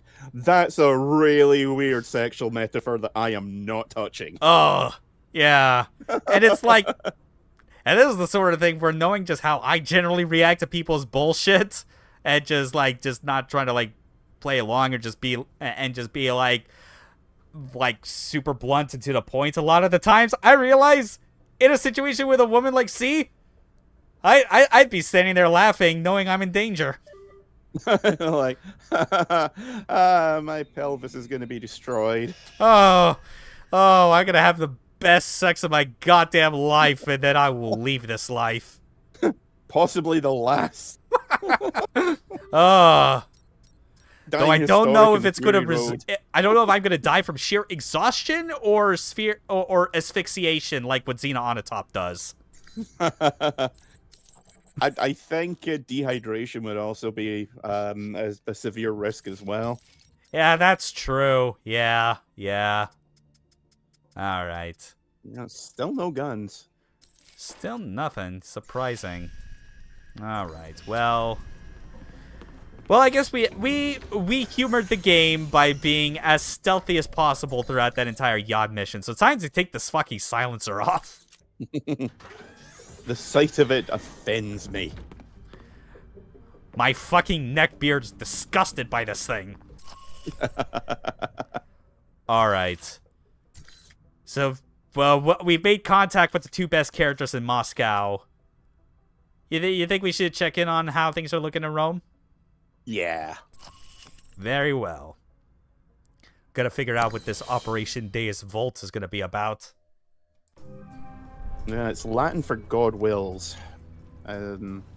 So I'm guessing there's going to be a lot of people that are just way too into Roman and Spartan culture. Yeah. And yet we can't get them to settle our differences by playing a few games on our Sega DreamSat. Honestly, they don't know what they're missing out. I know. It's got 4 controller ports. 4! Can you imagine how many games of Guardian Heroes we could get running? Oh my god, yes. Especially if you get, all the multi-taps plugged into that. 32 player in one room. Holy shit. And it doesn't explode? Wow. Technology's amazing. Oh, man. Control the lights from my chair. Now I'm just imagining the chaos that would be 32-player, Guardian Heroes, and I am desperately wishing that was a thing. God damn it, Treasure. Why can't you still be making games? Or at least, why can't you put some of your other non-shmup games on digital platforms today? Why do I have to have an Xbox in order to play the best version of Guardian Heroes? What, you weren't a big fan of Guardian Heroes Advance? We don't talk about that. We don't talk about that sequel. God. Treasure sequels. What a weird thing. Especially as I've been replaying both Sin and Punishments lately, and I'm just reminded of how I still prefer the first game, but also it is very clear, getting into the weeds of both Sin and Punishment titles, that, like, it is not just a straight upgrade going from one to the other. So much... many of the Treasures sequels by Treasure, with the exception of the Bangayo games, I feel like are ones where it's like the way they are justified as a sequel is that they, they still have a lot of the same core mechanics, but they change like seemingly simple things about them in ways that have huge ramifications. That it results in a different thing. Like Sin and Punishment 1 is the true 3D successor to Wild Guns we never got from Natsume. Yeah, I never quite put that together until you said that, but yeah. Because I'd always known about Cabal when it came to, like, those gallery shooters, as it were, where you had both the cursor and on-screen character you controlled. But, like, I completely blanked until very recently that there was a game called Wild Guns on the Super Nintendo, and that it actually had an updated remake several years ago, Wild Guns Reloaded. Yep. There's actually the retro shop that I go to got in a Japanese copy of Wild Guns, and it's going for $650. It's like close on $900 to $1,000. Jesus. Thank God I'm just playing on a ROM. And it's not even in mint condition, it's just in good condition. If it was, then... God, I didn't even think about how much that would go for. So yeah, Sin and Punishment 1 is Wild Guns, and Sin and Punishment 2 is just the most cracked out version of Space Harrier imaginable. And both are great for their own reasons. But, I mean, Sin and Punishment only takes you 45 minutes to beat on average, so that's clearly going to win for me. Anyway, do we bug a CIA listening post, not the NSA post? We're not going back to Gelato Shop. Do we do that? Or do we try and identify someone that had ties to Shaheen? Let's go do the recon mission. All right. It sounds like a good idea. Especially because I also vividly remember how this is another one of those, like, you got a very time-critical choice you have to make, and it is never clear in the moment whether you're making the right choice, but you have to anyway. Yeah. You know, one of those things that this game does best so often. Yeah, I remember when I first started playing this, I didn't know that the choices were time limited, and that initially that freaked me the fuck out. Oh yeah, it's terrifying the first time you do it. It can transmit images to me in real time. Aim at someone, and I'll run their picture through the database. See if we get a match. The longer you focus on a target, the quicker I can make an ID. Oh yeah, now I remember this bit. All right. That's your call. If you decide to shoot, just make sure you don't do it if the target's inside of a camera or another person. We don't know who Albar is meeting, so taking anyone else out may have... Yeah. Unfortunately, we have to deal with, like, this freaky mirror lens shit. Yeah. But just the exact opposite of what you'd actually want a sniper scope to do. Owns a sports car dealership in Naples. Does a lot of Kill him! Kill him! But no criminal record. Is that for real or a joke? No. Oh, okay. Because I could fire at any point, and it will cause this mission to go differently.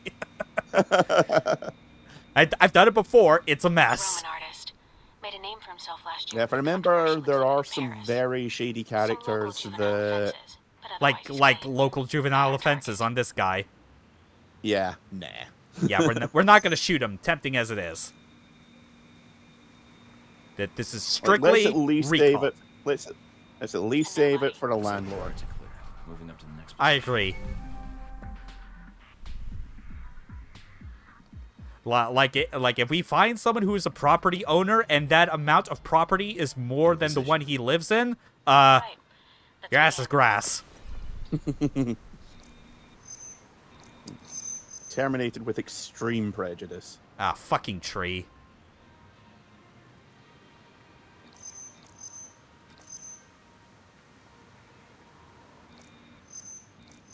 God damn it, stay on the head. Security guard. He's clean. As clean as a guard can be. Dutch flower baron. He's suspected of dipping into the drug trade. But that's all I've got. Nothing really incriminating. Nah. Yeah, alright. Well, she's a little underdressed. Definitely a cold night from the looks of it. All right, Mike. I'm surprised peeking in on that lady just doesn't immediately like induce like a drop in reputation. Especially the her nipples are exceptionally hard Spanish comment. celebrity talk show host.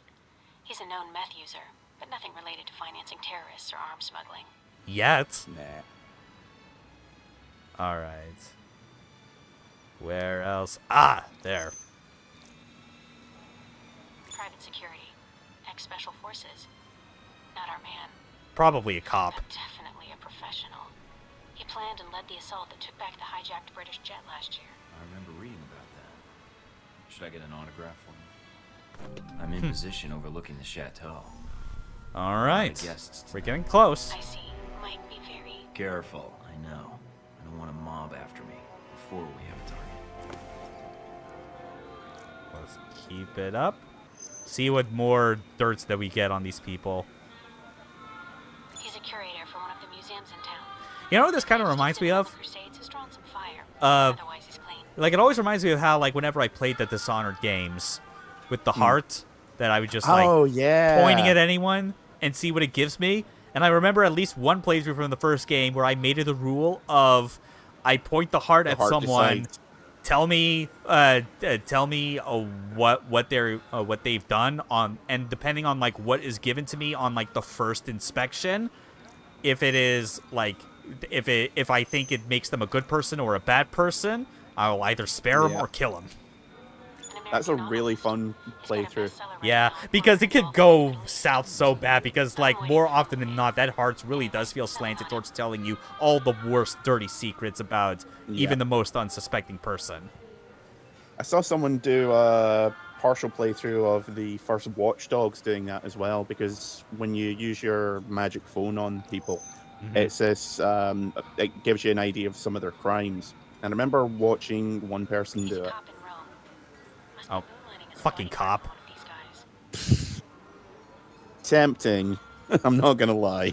But no, you can you could do that on your own time, on your own playthrough that you do in between these streams, and report back to me on how fucked that gets. Dude, I just killed every cop in a 15-mile radius. It was nuts. Oh, found our man. A lot of State Department and Interpol records. State Department says he's dirty. Interpol says his finances are legitimate, though. Ah, goddammit, conflicting info. None of these State Department records are sourced. I can't tell where they came Scottish voice in my head. Tell me what to do. Best I can tell, their intel was unless we have like a definite answer, then I'm gonna say no. But I might be wrong. Yeah, because like even the link to Al Samad seems like very tenuous at best. Yeah. Abort. I'm aborting the mission. All right, Mike. Yeah. Only mission in this game where it's like you're given like an actual option to just bail out, and that is a legitimate end. Yep.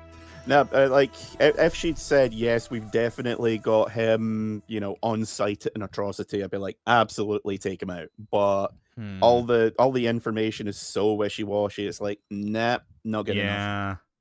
Although this last paragraph seems concerning. Seems Agent Thorne's activities in Rome have been successful in uncovering Halbeck's plans. Upon returning to the safe house, Thorne had a message waiting for him requesting a meeting at a local cafe concerning Halbeck. Oh, we're going to make a new friend.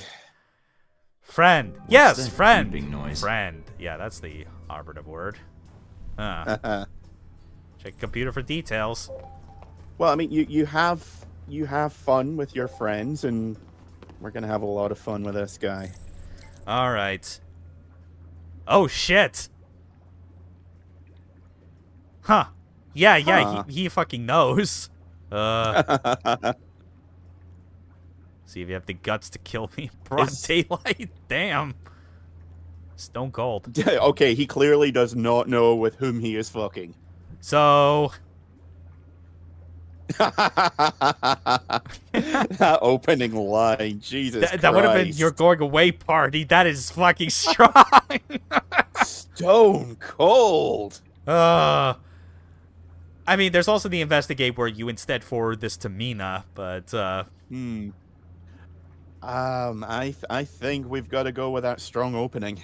With the taunt? Yeah, I had a feeling as well. It's pretty easy for me to anticipate which choice you're gonna have me do, depending on the comedic value. I appreciate it. It's almost like I'm weirdly consistent about these things, huh? It's almost like you are the voice inside my head. I don't find your presence disconcerting at all.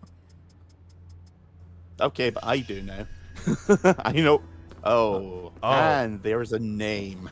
Oh, yes. Okay. We should check this guy out. Yeah. Let's see. Individual. Oh, wait. No, that's the... Oh, wait. That's just for the regular... Wait, for some... Okay, for whatever reason, I guess, like, the cursor for a selection got misaligned because I recall seeing it go below individual briefly. So I think when I selected individual, it chose faction.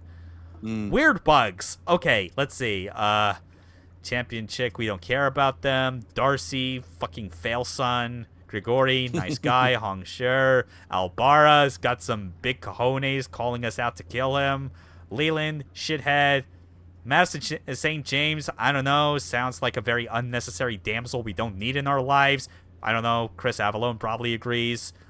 Oh. And then there's this asshole. Conrad Marburg. Oh. Anyone who has played this game knows precisely who this guy is, and they harbor a burning hatred for him. It is a hatred that they love to harbor, I should add, because he is that good of a character. He is easily one of the best written characters in the game, and this is a game with some strong characters in it. Like, Conrad Marburg's existence is proof that you can make a villain that would have in a previous lifetime be voiced by Tony Jay, but you can still make it work with the correct voice direction and actor. And the voice actor that they chose is Winnie the Pooh. Yeah. Imagine a big yellow bear in a red shirt ready to fuck you over at a moment's notice. Yep, Pete from Goof Troop, Winnie the Pooh, Cat from Cat Dog. Yep, he is the voice of any 90s kid's childhood. Yes, and he, rather than thinking, okay, well that's going to be stupid, he fucking nails it. Yeah. Which fortunately is a good thing. We're not going to see him just yet. After all, we're meeting Albara. Yeah, but just in case, based on what his dossier implies, like, we clearly want to be getting under this guy's skin because that's the only way to ensure that his weakness comes to the surface. Yep. And that means to be a suave, joking, taunting, wise-ass motherfucker. Yep, that's why I've been hammering it so hard with Leland, because you need to have used the suave option a minimum number of times in order to really piss him off. Mm-hmm. So anyone that we've not been trying to get on the good side of, I've been deliberately going for the dickhead option. See, everyone, there is planning that goes into this stream playthrough. Yeah, you would be forgiven for thinking otherwise. But... yeah, I mean, most of it is improv, essentially. But like, we got the broad strokes down. We know what we want to do. Maybe he stood you up. I've never been stood up in my life. Yeah. Someone has a high. I'm just stating the facts. All right. Sorry, that's switch off your transmitter. Oh shit! If you reach for your and then the gun, music. Will put a bullet in your skull. Let me guess. This was your tip. Don't make me repeat myself. Yeah. Perhaps oh, Sonic Inducer. Under the radar. You almost did. But you broadcast your I am just leaving it on X, and we are not diverging. Guess I'll have to work on my timing. Yep, we are hammering that option like it owes us money. That's no longer necessary. You're right. It got you Just here, the didn't it? music, the soft, Now we're having this whispery conversation. tone. I must be doing something right to have you come visit me in Like, person. He's I like like that- Hannibal like this- Lecter's less charming brother. This entire scene just puts the fear of God in you. Yep. Interesting. Considering the program's A lot of the secret, other I characters would've are very expected you to say cartoonish in traitor, how evil they are, unless but this you guy were is like the considered real knowledge. deal.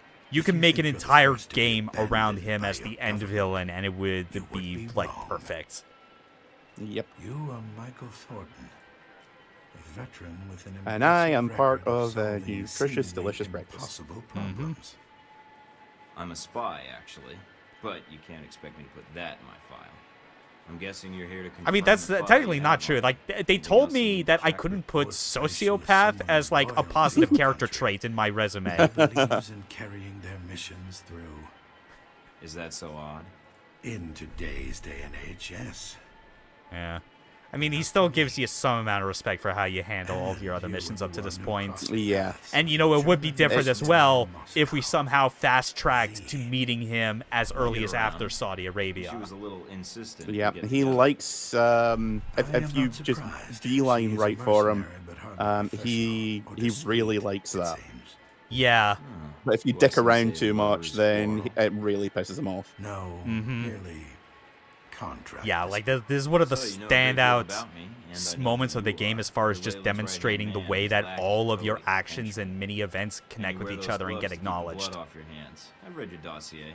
You've lived a full I think life. if you actually do Rome last, he Kuwait, really South gets Africa, that oil like he goes refinery back and explosion forth in between you Moscow. did this, It's which like I a like, but concert you did tour this, with which you. I hate, Yeah. and you left me You, to on the last, other which I hand, absolutely managed to enter despise. Rome quietly. I didn't know you were here until an hour ago. You're skilled at keeping a low profile. No murders. No public That announcements. gigantic ear and those mirror shades. Impressive. What happened? to Oh, our bar? yeah, also Dead, no of course. murders, at least when it Once you comes died, to civilians. His use to me was Well, I mean, there were a few cops in Unless Taipei, the If they're but in they the were field of cops. operations, they're not a managed to civilian. cause me Yeah. considerable inconvenience. Now, Alright. Now that he's done being impressed by our record, let's really piss Look, him old off. man, you can talk big all you want, but at the end of the day, you're a corporate drone collecting a paycheck. You answer to a cardboard cutout half your age with the fashion sense of a screaming child. He spends thousands on Oh, I may be on the run. Oh, but better off than you, fucking- some monkey in a suit who God can't damn. even talk his The thing is, though, as impressive as they What I are, don't understand, though, is why we're considering talking Michael at all, Thornton's like unless keeping me base alive is character important. and his voice acting delivery, I can't help but feel like he is the type of person who would practice these zingers in the mirror So and this is a commit them to social memory call, so he warning can me whip them away. out at the moment That's polite. that he needs to tailor make them specifically you have to nowhere calling to someone go out from on their now. bullshit. oh, in that 100%. situation, it is a rare man. He's got lines that he's been sitting on for at least 8 years. So, Yes. this He is just hasn't met an social Austrian call. orthodontist with a mohawk. a warning. You have proven yourself capable, but pursuing this course of action will not serve you any longer. Go underground, hide, but stay out of our way. Or else what? Or people you care about will start to die. We know you've Ha! been in Joke's on contact you. with I don't one of your have any. agents. That contact will die. Don't if you persist. fucking dare do anything and to then we Steven. will kill you. No one could touch I'm Steven. alone. I'm not in contact with anyone. Certainly Yeah, I'm not fairly the certain agency anyone that cast me out. tries is going to be Your missing a couple of denial heads. just adds Yeah. to the evidence.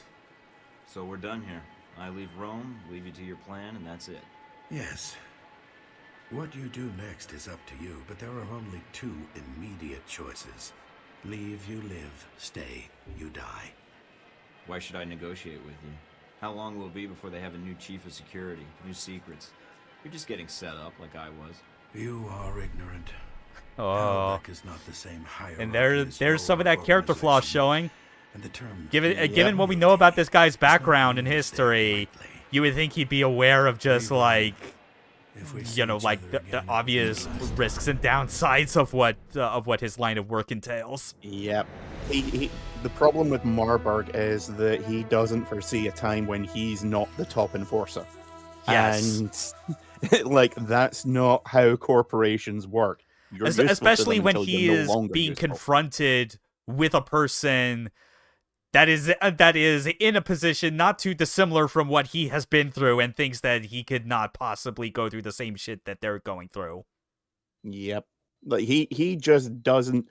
He thinks that he's going to be top dog forever.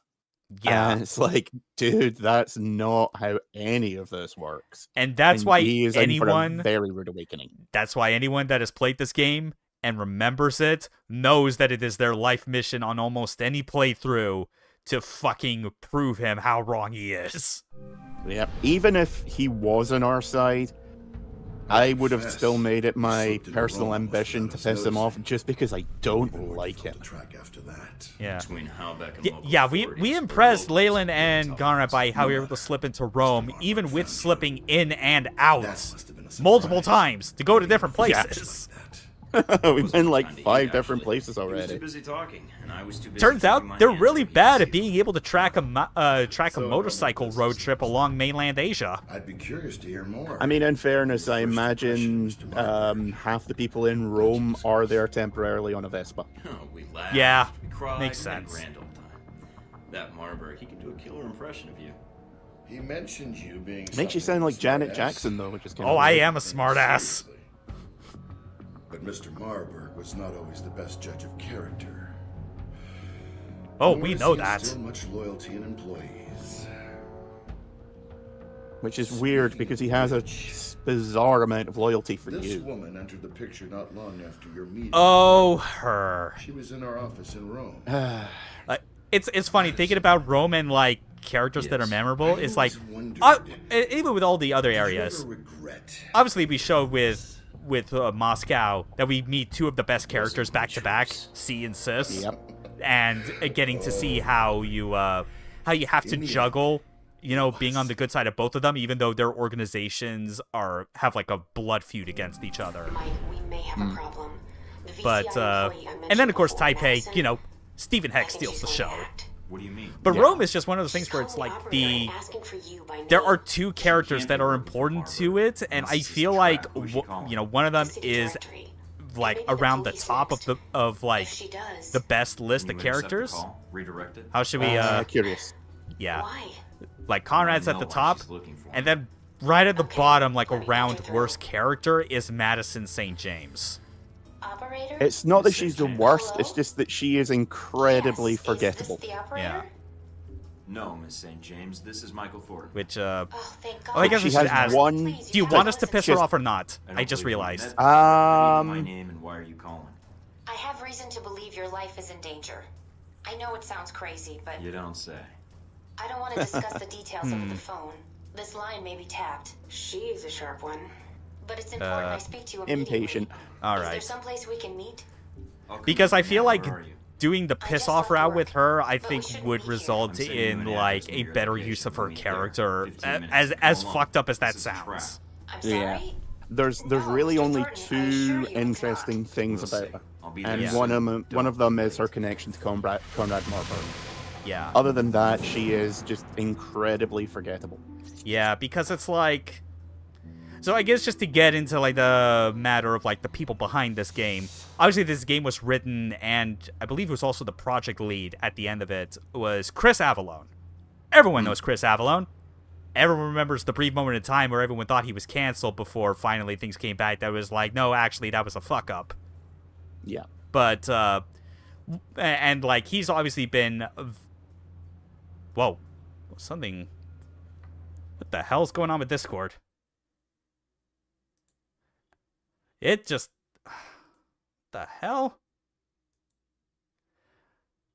Ah, shit. Hold on. Just a second, everyone. I am going to...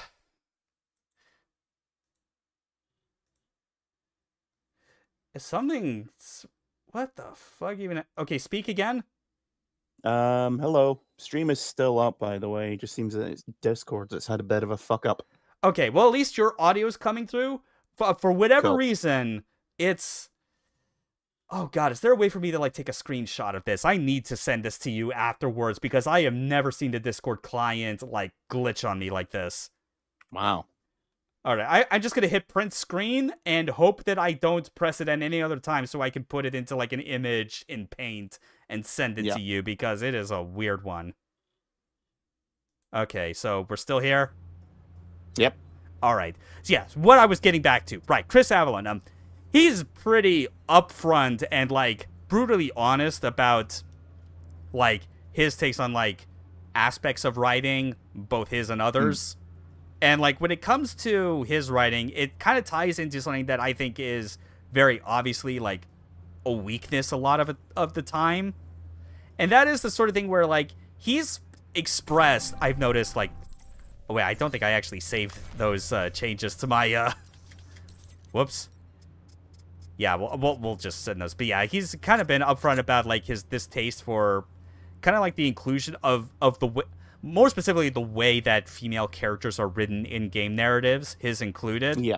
Because he feels that oftentimes the way that they are thrown in there is less for the purpose of treating them as like actual characters with like the same level of thought and agency as, you know, all the other non-female characters, and that they're more there to kind of, especially in a video game sense where it's interactive, to basically serve as like a means to kind of bounce off the player's ego and, you know, act as a reward for them based on how they do, as like a love interest or more crude sense depending on the game, you know, like a sex reward.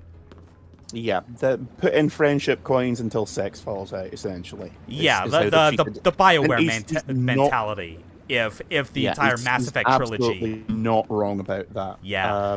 The only problem I have, though, and this gets back to like the things that kind of like gets in the way of like some of the female characters. I mean, obviously, like, make no mistake, we fucking love C and Sis, but like they're already like pretty absurd characters already.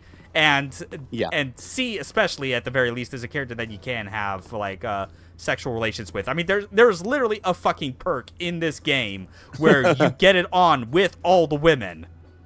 Oh yeah, yep. Or maybe not all the women, but all the women that I think are willing to copulate or consent to it. Which I think, if I recall, I don't think Sis counts for that because I don't think you can get proper consents from a legal mute. Plus her age is, shall we say, questionable. That too. I almost forgot about the fucking age. I was right. Oh my god. I don't think they state it closely, but I believe she is only 17. Yeah, just she's 17 or 18 if I recall correctly. Close to legal, but close to does not count. Like almost Christmas means it wasn't Christmas, motherfucker. Just because you possibly could in the UK doesn't mean you should. Or Japan. Yeah. Yeah. 16 over here. Yeah, so it's the sort of thing where, like, yeah, obviously I sympathize and understand with, like, the, you know, the frustrations that Chris Avellone has expressed about, like, the writing and inclusion of, and, like, the way that female characters are often implemented in video games, especially story-heavy games like this. But considering his, like, ultimate end role for this game as, like, the project lead and having, like, and this being, like, one of his biggest like writing contributions for like as far as shaping the entire game, like on the level of Planescape Torment, you would think that acknowledgement of like those problems would at least push him to write those characters better. But even then, he just kind of like is like it ends up feeling, whenever I look at like the inclusion of like Madison St. James, that like his criticisms feels more like they're like an excuse to deflect like either on or away from him when he has to do those same things, because he's like, he doesn't like having to write those characters, but feels like that they have to be done anyway because this is a video game, so he just does it in the most half-assed way possible, instead of trying to do what I think most everyone else remembers his writing for on other projects like Planescape Torment or KOTOR 2, where there is an active attempt to try and do better and subvert expectations. Yeah, I mean, I if I remember correctly, once said that he couldn't really write any kind of meaningful romance in a game unless it ended with everyone dying and ending up on fire. Yeah. He's always been very dismissive of the kind of romance tropes that you get in basically every game worth mentioning. True. But on the other hand, like a character like Madison, who is, like anyone that sees her for 5 minutes knows she's being set up as the Bond girl. You know? Yes. She is Christmas Jones. She is Pussy galore. Pussy galore, yeah. Like, she is simply there to provide the main character with an in for the bad guys and possibly bang her later on. Yeah. And yes, you know, it is an incredibly exploitative type of character. On the other hand, this is a spy game. Yeah, exactly. This is a spy game, and certain tropes like the sexy evil woman who is frankly terrifying, like Mayday from A View to a Kill, or again, Pussy Galore, and Xena on a top. Exactly. Those are expected tropes. Whether or not they're good, you can always spin a trope. There is no bad ideas, just bad execution. Yeah, like C is probably like, I don't know if unironically is like the best term for this, because I feel like Mina is actually unironically the best character, because her entire personality is built around this consummate professionalism that you need in order to work with her through this game's plot. But the more joking, fun answer is that C is the best character because they just play into that fucking trope and kind of give like zero fucks about whether or not like someone thinks that this is like very hacky or like just cliche, even though it's like, no, sometimes like the point of having a cliche when done well is because you know that it is dumb, but you can have fun with it. Yeah. And at the end of the day, like, C is, you know, she is genuinely badass. She is a very cool character. Yeah. Even if you don't choose to pursue her. Like, her opening scene is her literally mowing down a whole small battalion of tracksuit mafia. Mm-hmm. And if she was just there, you know, purely to be eye candy, I don't think we would really get much of that. Yeah. Well, yeah. Like, she is obviously in control of absolutely every situation she's in. Yeah. So, whereas Madison St. James, first thing she does is, "Hi, I'm in trouble. I need the big help." Yeah, and it's why I remember to ask you during that first conversation if like we wanted to go through the piss off route with her instead of being polite and professional, because I do think as far as like taking the nice route with her is the thing that like kind of like shows like her involvement with the plot as being like kind of its most dull, really. At least with the piss off, it's the routes that you take with her. At least then it leads into a funny thing depending on what the final choice you make in Rome ends up being. Because depending on how she feels about you at that point, like, what you do could be seen as putting her in a fate worse than death. Yeah. As a reminder, every character in the game bar Stephen Heck can die. Yes. Every last one. It is entirely possible to wind up with just you and Stephen Heck at the end. Mm-hmm. Definitely. So it's worth, like, with her in particular, it's worth remembering that, because it's going through her dialogue choices is a fucking minefield, I swear. Yeah, and just so much of how it's like framed, where it's like it's trying to set this up as like, yeah, the Bond girl, the love interest, like, you know, like she's basically I'm pretty sure she is basically like the earliest possible character in the game that you can fuck before any of the others.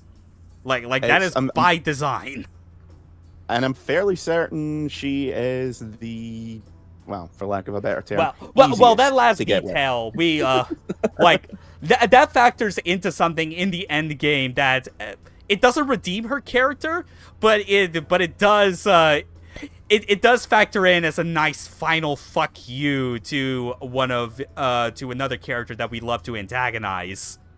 Yeah, it makes her more interesting, but it also feels really exploitative if you go that route. Yeah, and, yeah. So you would not be easily forgiven for getting the big icky once you find out a few details about her. Yeah, and so yeah, it's like Madison, as because obviously we've been on the stream long enough that like this is obviously our wind down period. This is basically to prepare you for what we're gonna have to go through next time as we hot swap between Moscow and Rome to keep doing more of this shit. And Yeah. but at the very least I could say is that Madison is like the worst or least interesting of like the women characters in this game.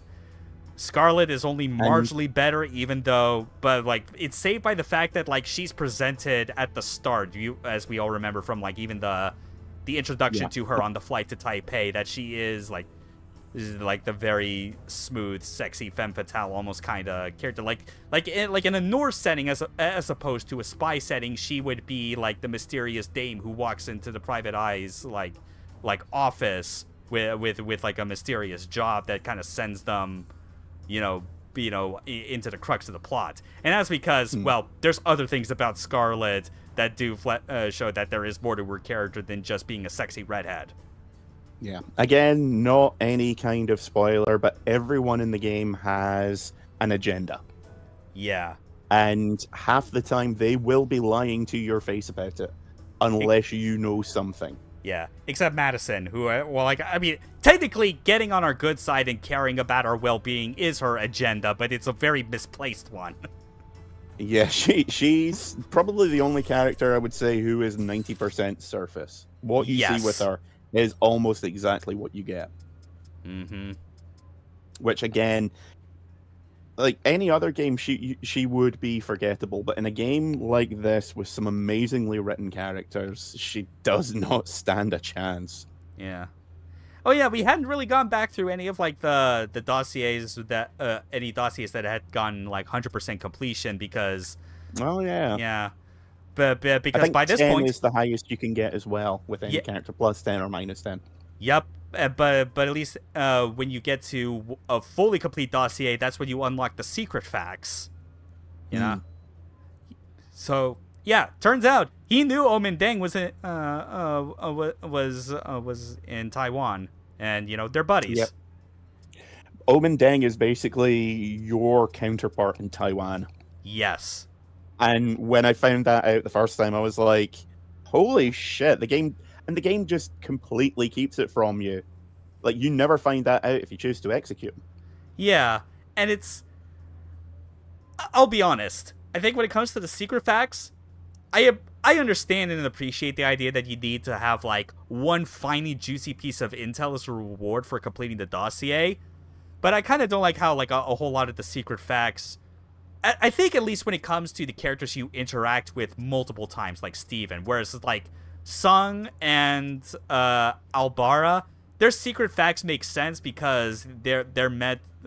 You meet them so briefly, and they are either offed soon after or just never factor into the plot again afterwards. So having something where it's like, yeah, Jibril Albara totally was a cell leader of Al Samad. That actually was true. Like we actually could have shot him there and it would have been fine. But in the moment, it just feels so uncertain that more often than not, you're incentivized to not do it. That's how they get you. But yeah, as I said, like while I'm playing through this, I know broadly some of the stuff from this, but I'm trying to play it as I would where I completely blind, with a few exceptions, obviously. Yeah.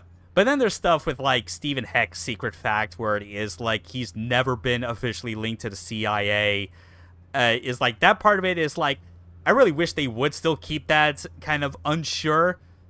But the part that kind of redeems the secret fact by the end is that his cool-headed conduct and manner or casual speech would define him as either one of the world's most collected, ingenious agents or as a complete lunatic that has tricked himself into believing this. Yeah, he is the idea that he is so insane that his insanity makes him believe, not only think he's a secret agent, but makes him damn good at being one, regardless of affiliation. That part of his secret fact is worth it. He is either the world's greatest operative, or he has gaslit himself into being the world's greatest operative. I fucking love that. Stephen Heck is Alpha Protocol's Revolver Ocelot. He has tricked everyone, including himself. Stephen Heck would totally graft a severed man's arm to his body and totally fool everyone into believing he was being possessed by the arm's ghost. He would find that shit hilarious. Stephen Heck has made out with more men than anyone you know. Oh, yes. I don't think we're topping that for today's stream. And half of them, it wasn't even part of the job. He just did it out of nowhere. Yeah, he just loves Michael that much. And it's still better than the creepy man crush Darcy gets on you. Yeah, that feels less. That is less man crush and more like frat house broing out. That's what he's trying to do.